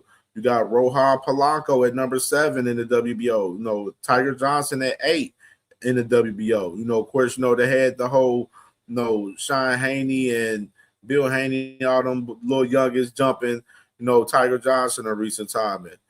And Mario Barrios, he's still in the 147, even though Mario Barrios just announced that he's moving up to 154 yesterday.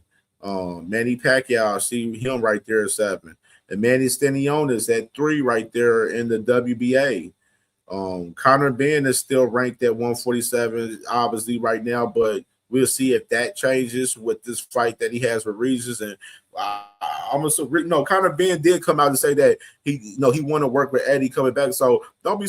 Eddie said that he's willing to work some things out. They're gonna have to have a conversation. So don't be surprised you see Conor Benn after this one fight, he get that 10, 15 million, whatever in that fight, fighting Regis, and he come back and work right with Eddie. And I wonder how the rankings is going to move with him after this, in particular, though, and just in general. So you got those guys at 147 right there, obviously. Anybody else? Abel Ramos, he just fought this past Saturday. He won his fight with Tyre Smalls, obviously. So we'll see. What's Brian Norman Jr.? I say a good fight for him at 47. I mean, of course, he mentioned Teofimo Lopez in the interview. I mean, of course, Top Rank would want to go with somewhere in-house, most likely. I wouldn't mind seeing her mix it up with Rohan Polanco. You know what I'm saying? I know people that rumored and talked about Tiger Johnson, but I don't see Brian Norman out the gate fighting Tiger Johnson. I don't see that happening. You know what I mean? That's just my personal opinion right there. So we'll see. We'll see what's happening. That's 147 right there. And scroll down. The guys at 140. So a little interesting too. And another thing, salute to my boy KO. He reported too as well the fight with Pitbull with Tank on his return possible is going to possibly be at 140. Of course, Pitbull is the interim champion for 140 with the WBC right there. And then you see Dalton Smith. He has, obviously the WBC. He's the, the regular champion. Alberto Puello. He's the mandatory. The WBC. That soon they're probably going to be mandating that fight with Puello because they made him the mandatory. So you'll probably see Dalton Smith fighting Alberto Puello next. Of course, Shakur Stevenson. He's the WBO champion right there. Gary Anton Russell. He just fought a couple weeks ago. He just won his fight against Andy Hiroka. You got Richardson Hitchens right there, obviously. Has the mandatory with Lindolfo Delgado right there with the IBF within 30 days. And you remember I played that clip and I'll play it again too. Possible, don't be surprised you see Hitchens and you see Hitchens and Berlanga make a move to Zuffa Boxing. So I'm gonna play that clip on that too. So Oscar Duarte, I mentioned him earlier in the show. He's going to be fighting May 2nd on the David Benavidez. Okay, I'll have to look at this text. Yeah, so you're going to see Oscar Duarte fighting May 2nd on the David Benavidez and Zurdo Ramirez card. Sandor Martin, no recent news on Sandor Martin in particular. You see he's number 2 in the WBC right there. You see Lindolfo Delgado, he's number 3 in the WBO. So, of course, and then he's number 5 in the WBC. So they fucking with Lindolfo right there, obviously. Arnold Barbosa, you see right there. Arnold Barbosa, number 6 in the WBO. He's about to fight Kenneth Sims coming up. So let's see where Kenneth Sims is at and see if they in other rankings too. You see Tito Mercado, number 7. He's been reported that he's about to sign with Zuffa Boxing right there. And salute to my boy Just Dude, man. And salute to my boy Empty the Clip too as well, man. What's good with y'all fellas, man? What's popping, brothers? Right there. So you see, Tito Mercado, he's been rumored that he's going to sign with Zuffa Boxing right there. Arnold Barbosa has a fight with Kenneth Sims coming up March 14th. You see Kenneth Sims, he's number 11 in the WBC right there. I just mentioned his name right there. Adam Azim, I know he has a fight coming up, where he just fought recently. You know what I'm saying? Adam Azim right there. That's a guy that, I think he's under Metro.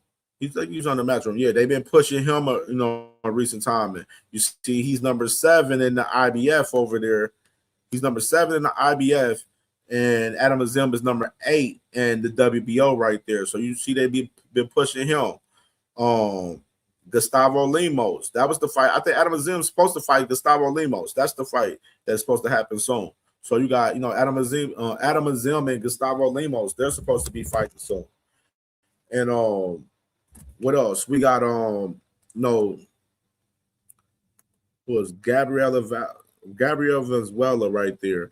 You got Kenneth Sims, number 5 in the WBA right there. And of course, we mentioned him fighting. He's about to fight Mr. Arnold Barbosa, but I mentioned that. Sabril Matias, obviously, had that loss right there. He's number 3 in the WBC. Who else we got? Keyshawn Davis, number 1 in the WBO. Let that be known. Keyshawn Davis, number 1 in the WBO right there. So let's let that be known right there. And salute to my boy Said Our Heart, my dog, bro. What's good, bro?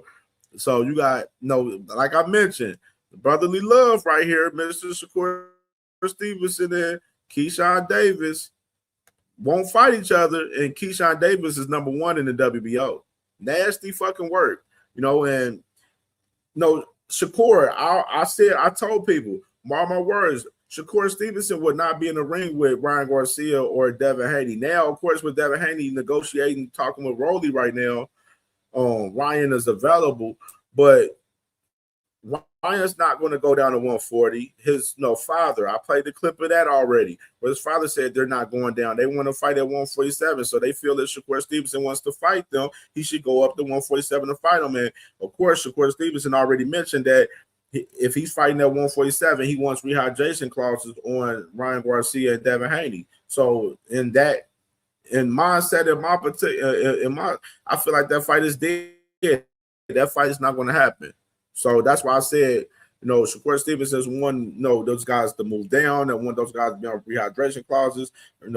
Devin Haney negotiating, fighting Rolly, Ryan Garcia not willing to go down for him. It doesn't make any sense. So that Shakur Stevenson won't be in the ring with one of those guys at all.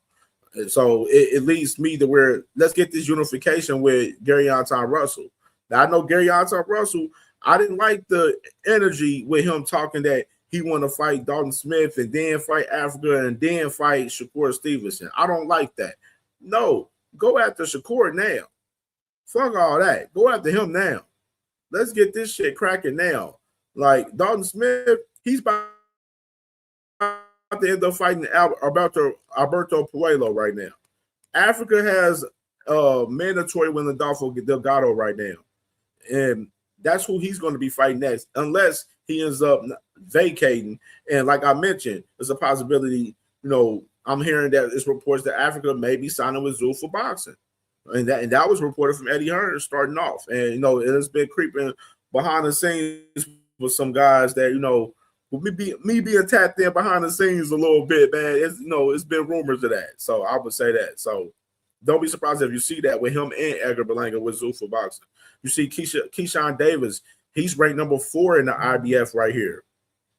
And of course, they was negotiating for a quick second, and Richard Hitchens, he outpriced himself on the Keyshawn Davis fight. Who else? Okay. Emiliano Vargas. So we got Emiliano Vargas right here.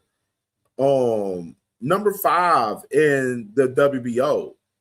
And he just fought this past week.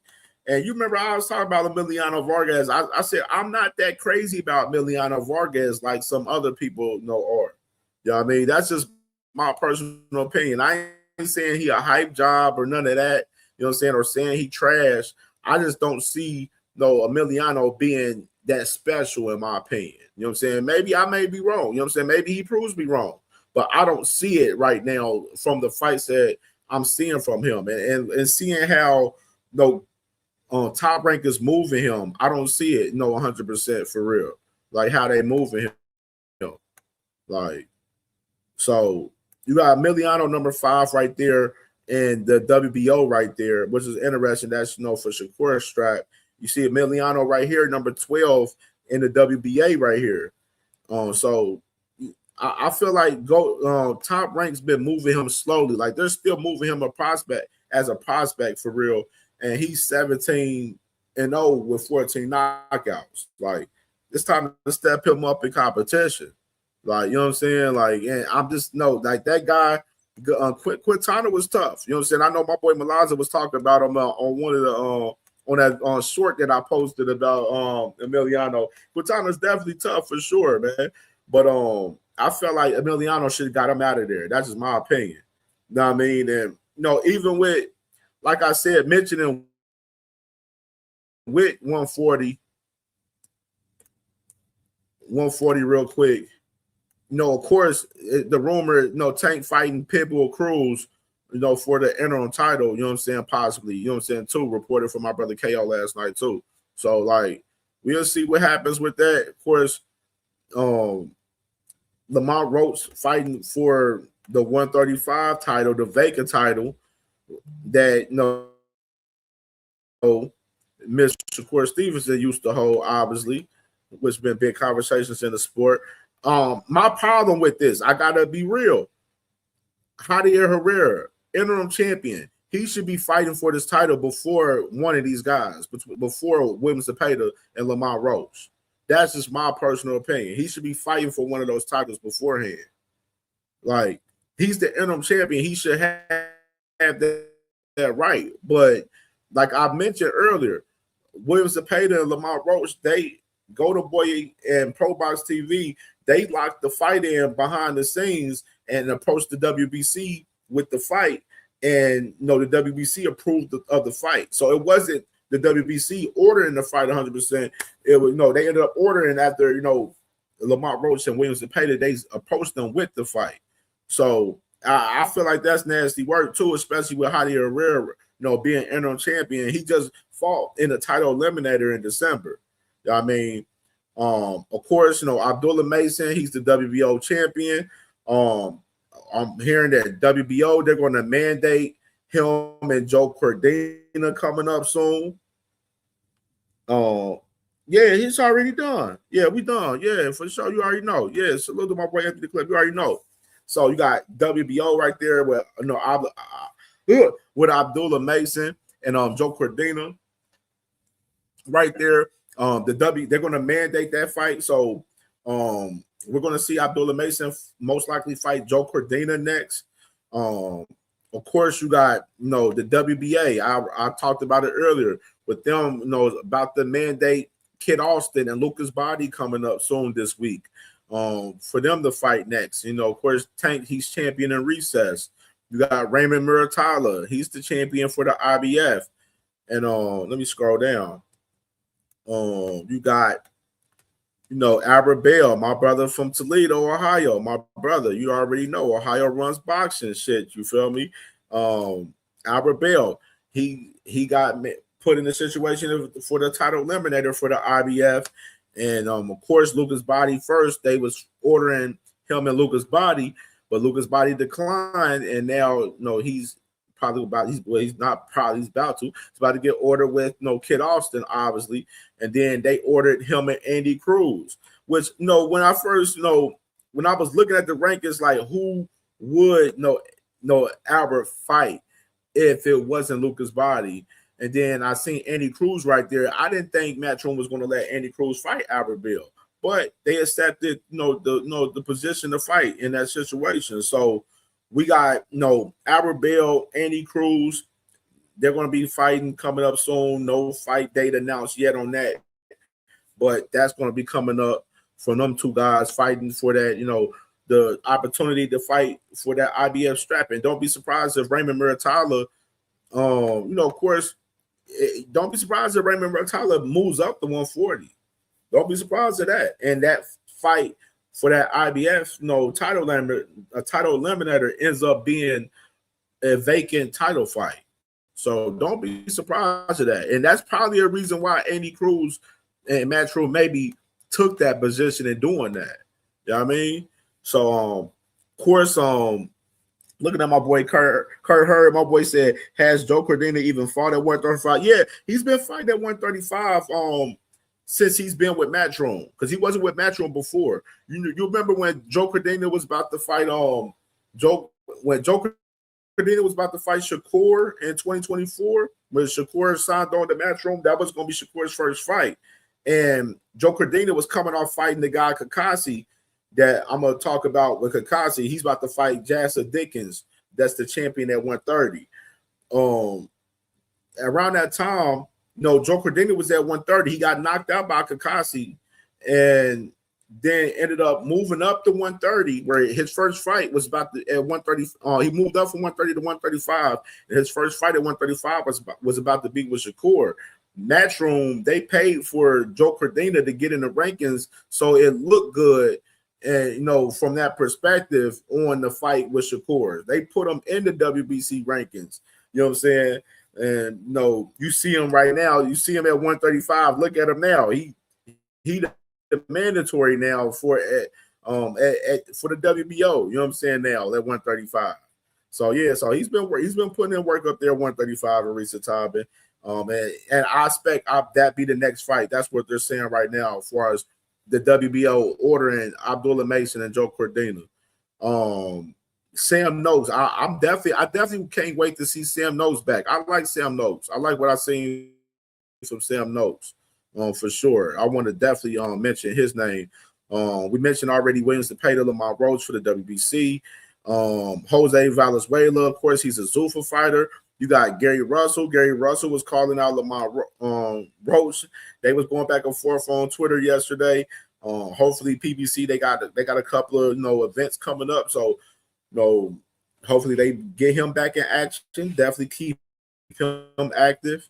You got Mark Magasayo right there. He's a guy that just signed with Zuffa Boxing. I'm not hip to Shu Uzuki, but you see him in the rankings right here.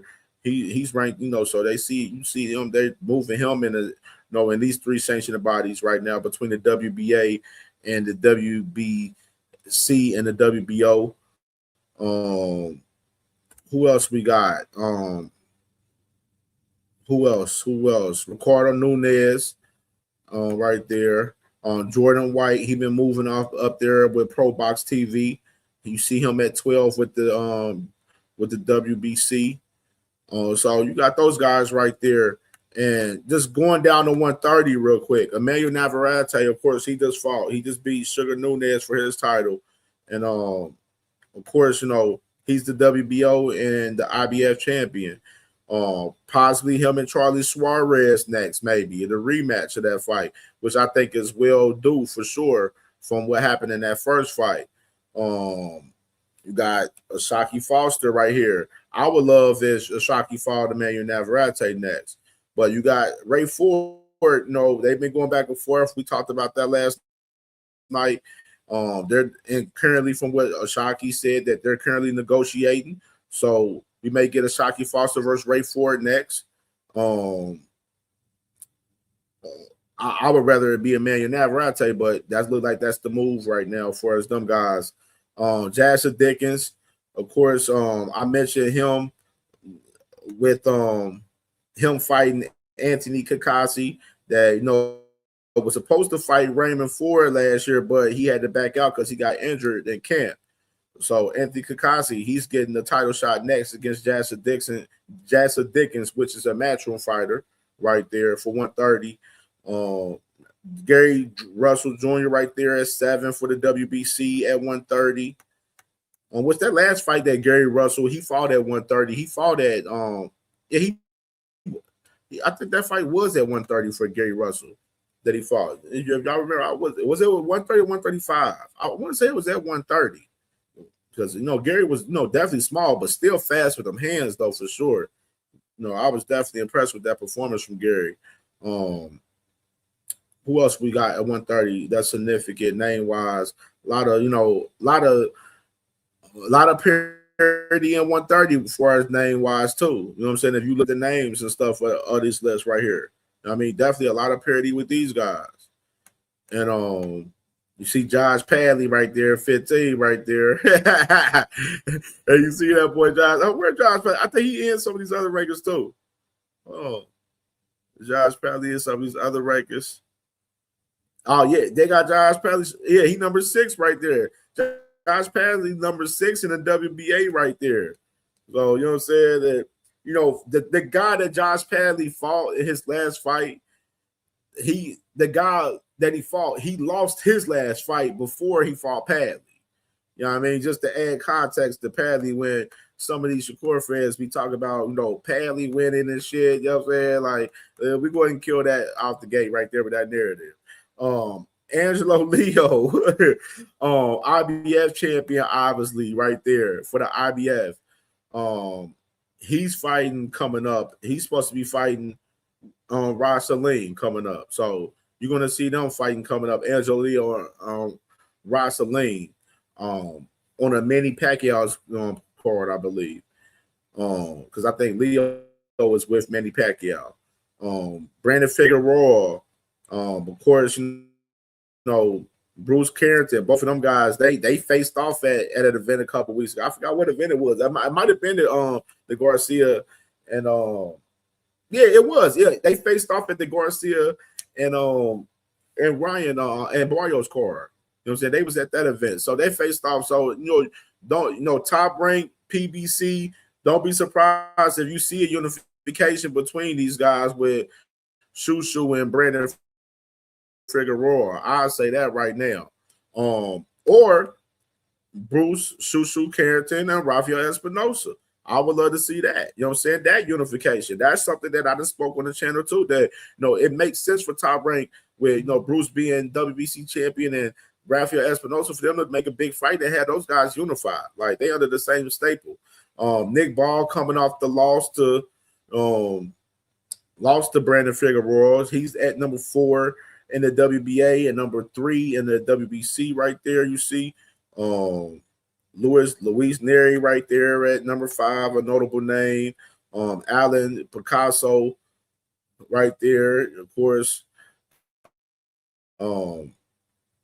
Got his ass whooped by Nawa anyway in recent time, and he's up at 130 now, at number 6 in the WBC right there. You see Joel Gonzalez right there, number 8 right there. You know, a guy that Shakur fought and beat. Lorenzo Parra right there. He just beat my boy. Salute to my boy, man. My boy Elijah Pierce. He just beat him. So you see Lorenzo Parra right there, where, you know, did they update that already? Damn.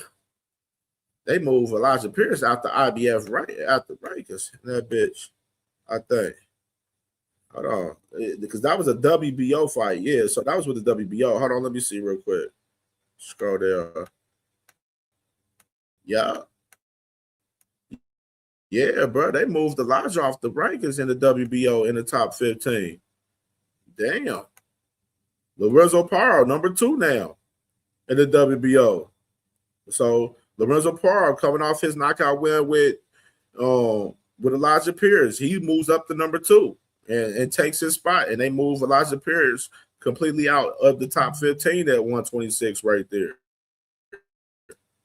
You know what I mean? So you see that right there. So that was real interesting right there. So you see the featherweight, of course, now anyway, you know, undisputed at 122. Of course, him and Junto Nakatani, they're going to be fighting May 2nd as well.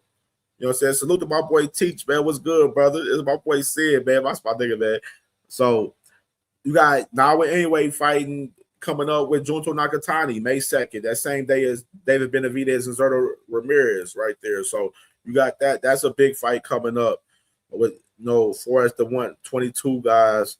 You, of course, you know, now would have knocked off damn near everybody in his division. You know what I'm saying? He didn't packed up everybody. So it ain't really too much to talk about them guys, man. So all right, so I wanted to go over some of the rankings, bro, and scale out some of the rankings and let y'all see some of the rankings and what's going on.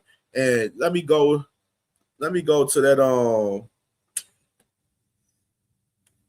Let me go to. Oh yeah. Let me play that video for y'all with Eddie Hearn. You know, we have a group of people, and we kind of say, who's in your top 5 of dogs at the moment?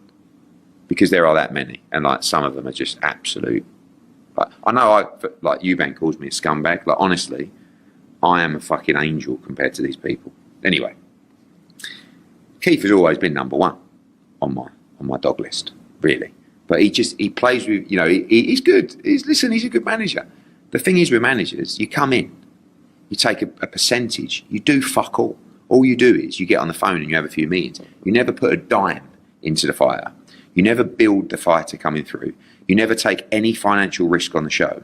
But what you do is you turn up in a suit and go, I'm your money man, baby. Yeah, I'm going to show you the money. Yeah.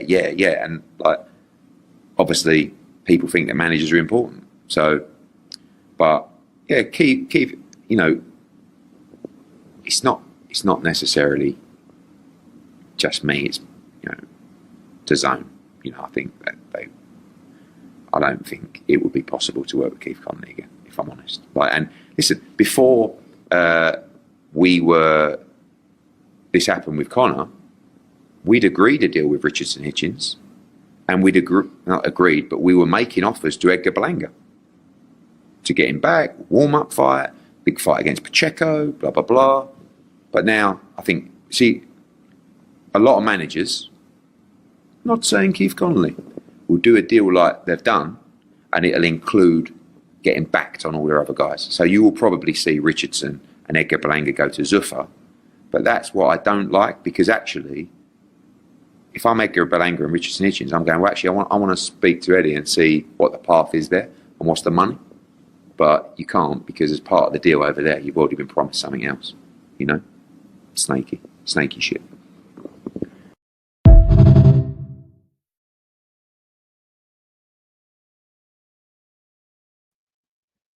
So that was Eddie Hearn right there, man, which I mentioned to y'all as far as Africa, man, and Berlanga right there, where he mentioned, don't be surprised if you see Africa and Richardson Hitchens. I mean, that man, and Edgar Berlanga, both of those guys, end up being with Zuffa Boxing right there, bro. So that's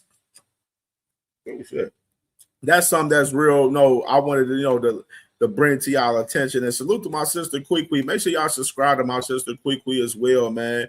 She definitely live tonight. Thursday is the night, man. She live tonight at 10 p.m. Eastern time, man. So tap in with my sister, man.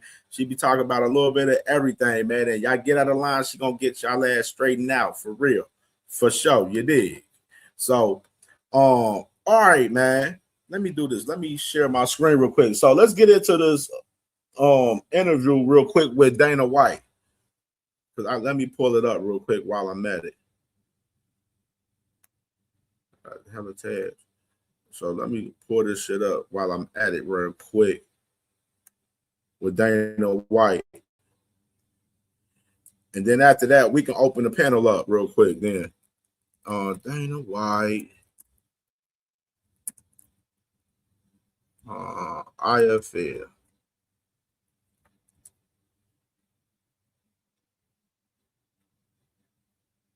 And that boy was talking greasy in this shit too. All right. There we go.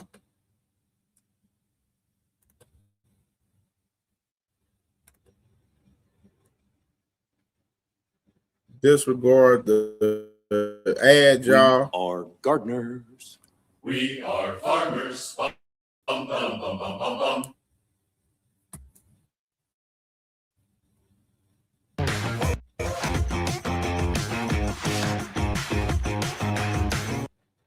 Now, I don't care who it is. When anybody says, I'm getting into the business that I'm in, I underestimate nobody, okay? And how in the fuck are you going to underestimate me, right? If you're any of these guys, and I get it, they've got egos and they've been around and they think they know everything and nobody else knows anything.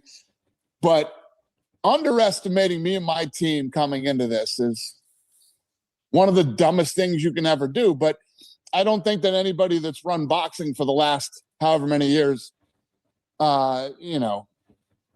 is looking toward the future or how to build the business. They live fight to fight off scraps. They live off scraps and they live fight to fight. This is not what I do. It's not what I do. It's not the way I run my business. And I don't know why you would, everybody's shocked now. Oh my God, we didn't think this was going to, we didn't think that was going to happen, because you all have absolutely no vision whatsoever. And you obviously completely underestimated me. Eddie Hearn was kind of a bit annoyed about your pussy comment. He said, I interviewed him a couple of days ago, and he said that he's annoyed that it's got personal. Why has it got personal? Oh, no, it's not personal. Listen, I like Eddie. I don't dislike Eddie, but I don't think anybody, I mean, no matter what, if you like Eddie, don't like Eddie, nobody could deny that he has been acting like a pussy for the last couple of months. Wow. It's been crazy. And to be honest with you, when I got into this and started, I wasn't going to mess with Eddie Hearn at all. And then Eddie uncharacteristically comes out and just starts going crazy and saying all this stuff. Then he starts saying stuff like, hey, I look forward to competing with him. I'm going to show him who the real, this, that, and all this other stuff. And just the way that I'm wired, I'm like, all right, Eddie, are we fighting? We're going to fight here? Okay. Let's fight. In terms of the Conor Ben signing, is that a long-term strategy for Zuffa to kind of get these caliber of fighters? And is that the type of fighter that you want? I want anybody that anybody might perceive could be the best or could win a world, much like the UFC, different than boxing, right? Like Brandon Glanton's fighting this weekend, right? He's 21-3 with 18 knockouts. It's a great record, right? 5 first-round knockouts, 85. I gotta mention this too. One thing about it too is it is interesting that this man is on this platform. Like, we haven't seen Dana White on too many boxing platforms. Like, the interviews we see with Dana White is more so the MMA platforms, UFC platforms, and all of that pretty much. You know what I'm saying? It's out of the realm of boxing. So, IFL, they kind of do a little bit of both, but majority boxing. So it is different to see him on this platform. And then he's on the UK platform in particular too, you know what I'm saying, as well. 5% knockout ratio. Those are fights that we put on in the UFC. In boxing, traditionally, if there's not an O behind your record, nobody looks at you the same and doesn't think that you're impossible. I know what these guys who might have 1 or 2 or 3 losses are still capable of, and are talented guys, heavy punchers, whatever it might be. And I just want to put on great fights. Conor Ben said in an interview that he still wants Eddie Hearn working alongside him. Do you foresee a situation where that could happen under the Zuffa banner, where Eddie would still be involved with Conor? I don't know. I mean, that's up to Conor. Conor's a grown man and can have anybody he wants involved in his career. Remember, Conor Ben, his manager is Keith Conley. You know what I mean? So we got to add context to that. You know what I mean? And obviously, Eddie Hearn, in that clip, he said that he don't see himself working with Keith Conley like that for real. You know what I mean? Which is that's different. You know what I mean? But he's open to working with Conor still. So I think Eddie's more so on the loop where he wants to work with Conor, but without Keith Conley. But that's not going to happen because that's Keith. That's Conor Ben's manager, Keith Conley. You know what I mean? Fair. And the thing that I say about Eddie is, I love this kid and I this, that, and I have a great relationship with him. You're a wealthy guy, and you're going to be a wealthy guy till the day you die. Why would you be upset about a kid that you care about who has a small window of opportunity to make the most money he possibly can, making more money? And if you didn't like the fact, then match the offer. You could have matched the offer. You got plenty of money. You could have done it. And here's the thing: when you're a fight promoter, do you know what my job is? Really, my job is to sign guys that I think are the best in the world, whether they have great personalities or they're a bump in a fucking log. If they're looked at as the baddest dudes in the world, my job is to get them, match them up against other guys that we think are the best in the world, and then I have to figure out how to make enough money for them and me. That's my job. In terms of the comments, Eddie, he said that Mark Shapiro was on an investor call. And on that investor call, Mark Shapiro said that you are the headline promoter for the event involving Tyson Fury in London and Conor Benn on the undercard. Is that true? Looking for an easier way to get that LLC next to your business name? Say hello to Taylor Brands. Go to their site. Well, if Mark said it, it must be true. If you're going to be working with someone like Tyson Fury, does that mean there's a potential down the line? That card trash, by the way, too. We showed that shit. That Tyson Fury Magmadov card, trash. Hot garbage. Work long term with Tyson Fury? Is he someone that you're looking at?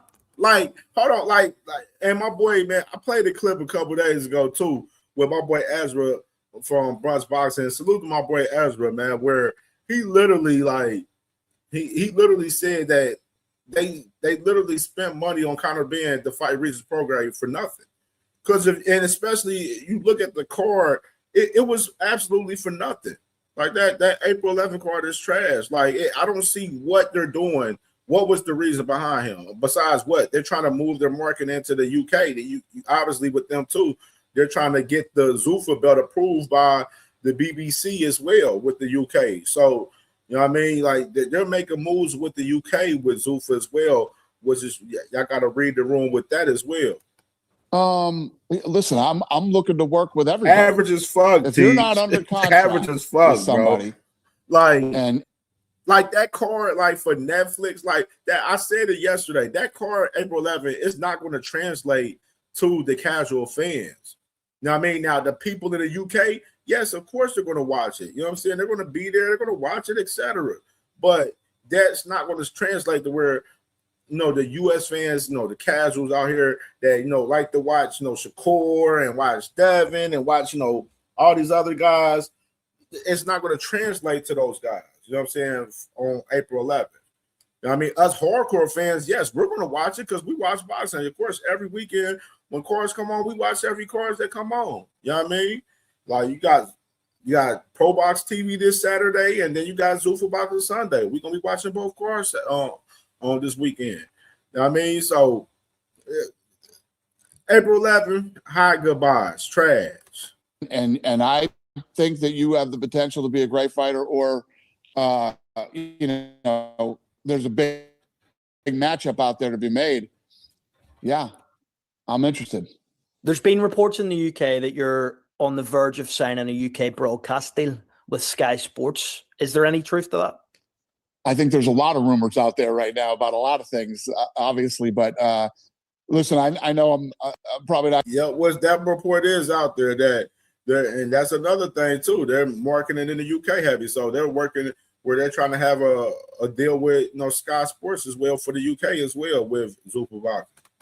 I'm not going to give you the greatest interview you ever wanted, breaking a bunch of news, but I'm flying sort of stealth right now. You know, I'm out here doing my thing, and that's why I keep saying, like I said at the beginning of this, judge me at the end of the year by the body of work that we do this year. But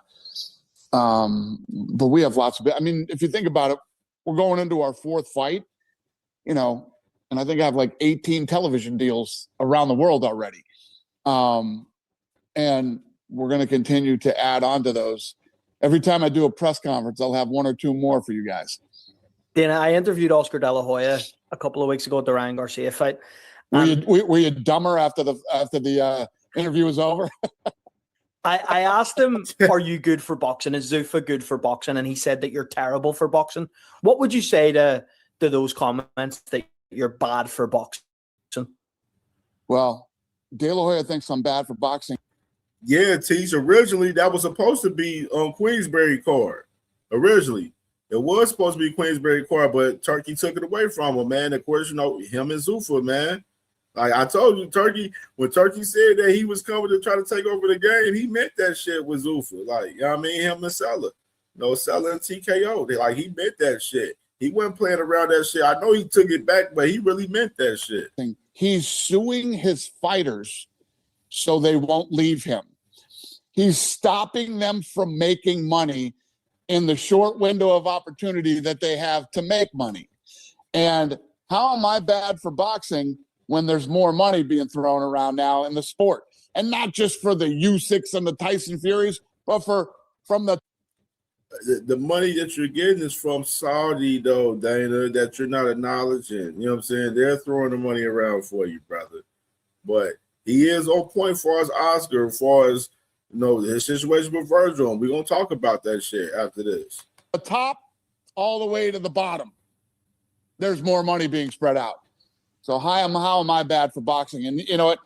This guy is fucking beautiful. You know, the Oscar De La Hoya Golden Boy ship is sinking fast. Sinking fast, and this dude's talking shit all the way down. Bad for boxing. All of his fighters are leaving him, and he's suing them to try to stay.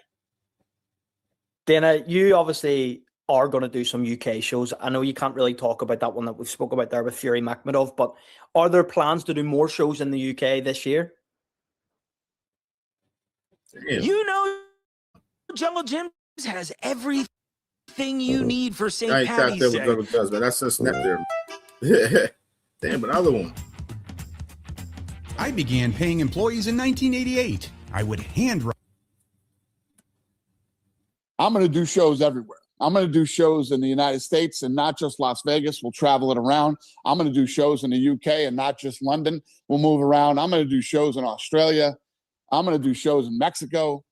Yes, I am now in the boxing business, and I love taking live events to a lot of different countries and places where they normally don't get to see big events.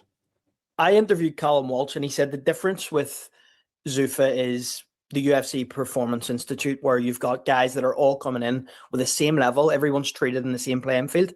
Do you believe that's something that separates you from everyone else, is that everyone is kind of treated the same? Well, it's one of many different things that separates us from everybody else. There's so many, so there's a lot of mythology out there about the UFC and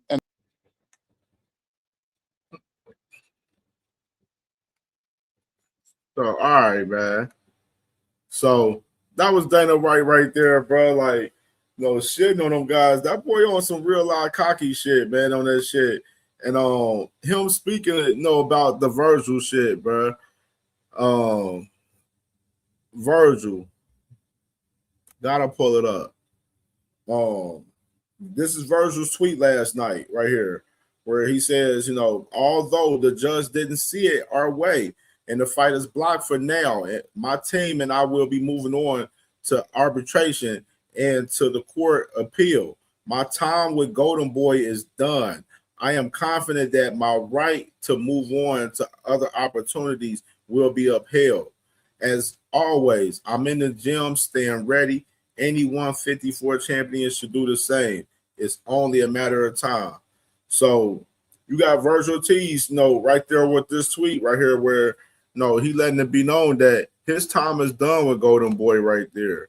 And, you know, I said on the show yesterday, I think that, you know, Golden Boy, I think Vergil probably should have, you know, like I mentioned, Golden Boy, they was able to keep Vergil locked in due to the fact that they have an event coming up March 14th. And that was the way of keeping them coming in. But they do have arbitration coming up as well. So they do have another hearing for us, you know, this situation, man. And it's just, you know, it's really nasty work, man. That's why I did my video and I said free Vergil Ortiz, man.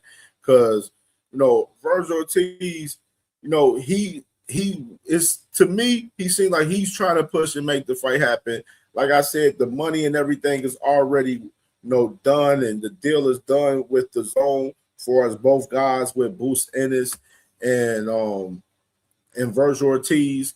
And, you know, the man Oscar De La Hoya, he been pushing for, you know, more money in the situation, man. He been pushing for more money, man. And, you know, it's really sad to see it in 4K, you know, Vergil Ortiz not be able to fight Boost Ennis, you know, when this is one of the biggest fights that we've been clamoring for, you know, for some time. And No, Boots Ennis. That's why I said, Boots Ennis probably he's got to move on probably now.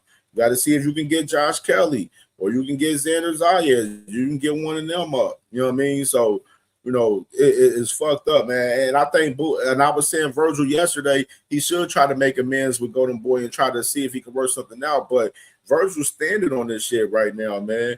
And the thing is, the question with Golden Boy and the zone is, are they going to get their long-term negotiations done before time of the arbitration or the next hearing that they have? And on this next date, because that fight that they have is March 14th, that's next Saturday. You know what I mean? So, that's a question that you got to ask in particular right there. And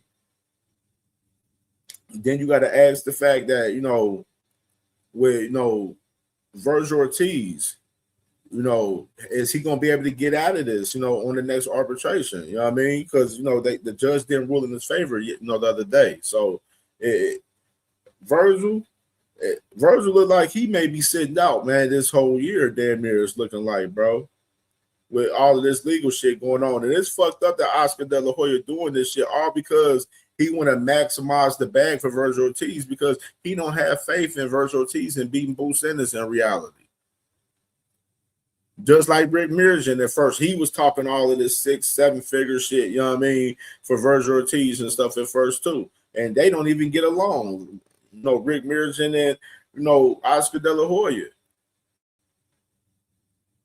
Like, y'all gotta get the business together with this shit, bro. Like, it shouldn't take much for these guys to get this shit together, man. Stop being money hungry. Stop being greedy. We know that fight with Vergil Ortiz is a tough ass task with Boots Ennis. That's definitely obviously what it is. But at the same damn time, you give us what you want. That's the biggest fight. That's Vergil's biggest bag right now, bro. He ain't fighting no fucking Earl Spence Jr., bro. You know what I mean? He ain't fighting none of the Charlo brothers, bro. It's all for him and Boots Ennis right now. He ain't pushing his position to fight Fundor for the WBC. He been interim champion for a long time, but he still ain't pushed his position for the fight, for that WBC title. Like Boots and and Vergil is the fight, man. And it leaves Boots in a fucked up situation because now he got to try to figure out what fight he gonna have next. You know what I mean? Which we showed the rankings, man, in the WBA. You know what I'm saying? It's scarce for him for as name wise, because everybody want to see Boots' next fight be with a name. And it put this situation with Vergil put Boots in a fucked up spot because he was waiting for this fight. So now Boots, I say his thing is push for Xander. You the interim champion, go after Xander ass. That's my opinion for us, Boots Ennis. I'll be pushing for Xander, or I'll be pushing on fucking Eddie Hearn's helmet and going after fucking Josh Kelly. That's what I really would be doing.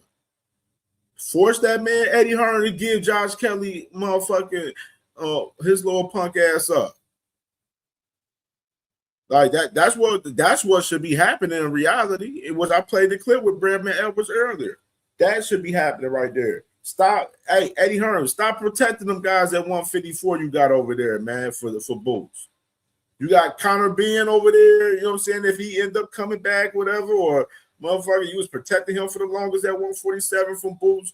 You got Josh Kelly, the champion, right now. Hey, don't protect Josh Kelly from Boots, dog. It's time, bro. Like, it's time to let that man Boots Ennis eat. That's the best fighter that you got on your fucking staple out of everybody. There shouldn't be no reason why Eddie Hearn shouldn't be getting Boots Ennis the biggest fights at 154. And he not pushing for that shit 100%. Vergil shouldn't be the least of this shit. Right after this, they should be going after Xander right now due to the fact that he is the interim for the WBA. You know what I'm saying? My boy Thrill Hill, he said, I'm reading where it says Vergil signed a 3-year deal in May of 2024. If he has to honor that deal, he may be in trouble. Hey, man, but you never know. You never know with those bro, you never know with those contracts with Golden Boy, bro. And I said it the other day, because like even with Ryan Garcia was saying that it was one fight on the deal on his contract, and then you got Oscar De La Hoya saying that he got several fights on the deal with Golden Boy. You know what I'm saying? So like these boys, like I said, I mentioned earlier, as far as John Obertai, y'all gotta have y'all business together, man. Know what y'all fucking signing up for, man. With these contracts with these companies, man. He said, how he ranked number one. Who's you talking about? Thrill Hill on that one. I forgot. That boy Boston Hacker, he said, oh, go for Xander, but let Devin fight magically. Devin's about to fight Rolly. What are you talking about?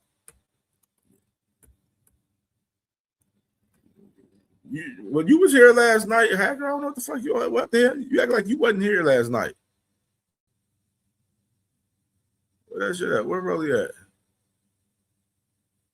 Oh, where Rolly at? Hold on. Let me scroll up, man.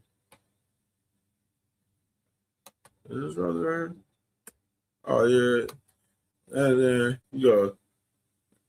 Rolly saying, Devin's daddy is going to be real sad on May 30th right there. You feel me? I don't know. Is this it? No, that's Manny Pacquiao. Yeah. Oh, yeah, by the way, Manny Pacquiao, he's going to be the lead promoter for the Floyd Mayweather and Manny Pacquiao fight. Floyd Mayweather, 3 fights in 2026. Nasty work right there, bro. Nasty fucking work. Where's that graphic at? Let me find that. And that's Floyd right there. Floyd got 3 fights. But the fight in Congo with Tyson may not be going down, though. As far as it won't be in Congo. They're going to be in a different location now, for what I'm hearing. And of course, he's fighting in Greece in June, and then he's fighting Manny Pacquiao September 19th, man. And of course, with even added context with Mayweather, real quick. Let me take this motherfucker's dumbass comment down. With Mayweather, he has to be observed by Nevada Athletic Commission, sparring wise. So for him, to get fully in for us, the fight and get sanctioned and everything. So just add the context with that boy, Mr. Mayweather, right there. Where is that at? It gotta be at the bottom of this shit.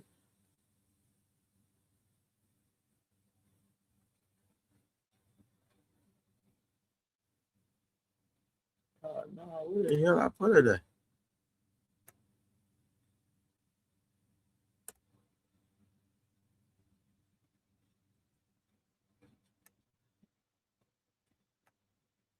Oh yeah.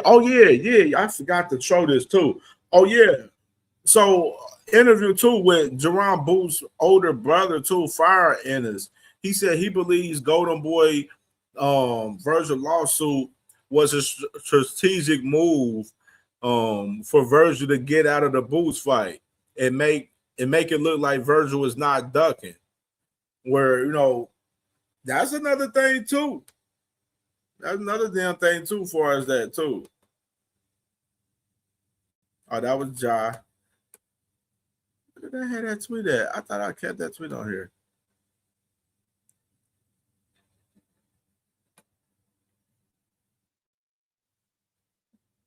Oh yeah, right here. Yeah, here we go.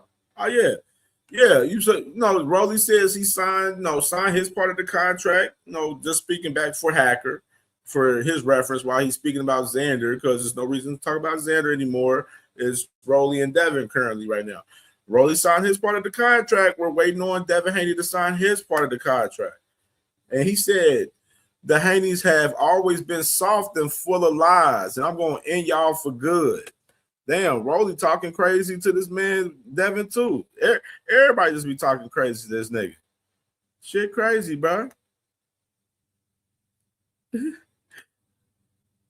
bill is like he potentially wants the zone to be a part of it. Hey, don't be surprised. You know, and PBC in the zone, I mean, like Amazon and with PBC, they work with the zone for us, particular fight. So, but they're not signed to anybody that's with the zone. So, how would that work? That's my thing right there. How would that work? Like, how would that work? And let me highlight this too. Let me ask y'all about this, bro, real quick. What y'all think about this guy right here on Facebook, bro? I be running into posts on Facebook all the time from people all the time that, he's saying crazy shit right here. So, my brother said, will Roach outbox Zepeda? I'm thinking so. I said, why is that a question? Like, y'all really think Zepeda is going to beat Lamont Roach, bro? Like, bro, like, this fight is good fitted for it. Lamont Roach should easily win this fight. But his style, the way he fights, he's not like a true boxer puncher like that, for real. You know what I mean? He's a boxer, but he's not a crazy boxer, though. He fights, he likes to fight majority on the inside. So, like, this is going to be a barn burner with both these guys in reality, but Zepeda can't fucking punch. He don't got no power to really, do no damage on Lamont Roach. I don't know. You know what I mean? So, I definitely like the matchup, though. I like the matchup for us, the styles and everything. And then Lamont Roach, he beats Zepeda, then he can say, hey, Shakur, I beat Zepeda, I beat him worse than you did. You know what I mean? And, and go after Shakur. You know what I'm saying? Even though, like I mentioned, the winner of the fights that they're rumor. I gotta say rumor-wise. Tank Davis fighting Pitbull and Lamont Roach and William Zepeda as the co-main on that card, and signed and delivered with Lamont Roach and Tank Davis signed to fight in a rematch if they both win the both fights. So, but just like I was just saying in general, though, he could definitely had the bragging rights on that in particular. My boy T said, I like the Roach and Zepeda fight. It's competitive. I think the favorite will be Zepeda. That's interesting. Oh, wait, T, she said the bad knives. Yeah, I know what you're talking about. Yeah, for sure. Yeah, bro. Like, yeah, I got Lamont in this one, man. I got Lamont in that one, bro. You know what I'm saying? And overall, bro, just back to Vergil real quick, man. I'm definitely curious to see what happens. They got another hearing coming up, so we're gonna know more news coming up with Vergil, and especially after this March 14th fight that's coming up for Golden Boy. That's the current last fight for the zone with them. Far as what they had in court from the other day. So we'll see what's happening, man. Salute to everybody, man. I'm gonna get up out of here, man. I see my brother Dean about to go on, so we're going to chop it up and go fuck with my boy, man. Salute to y'all, and we out of here.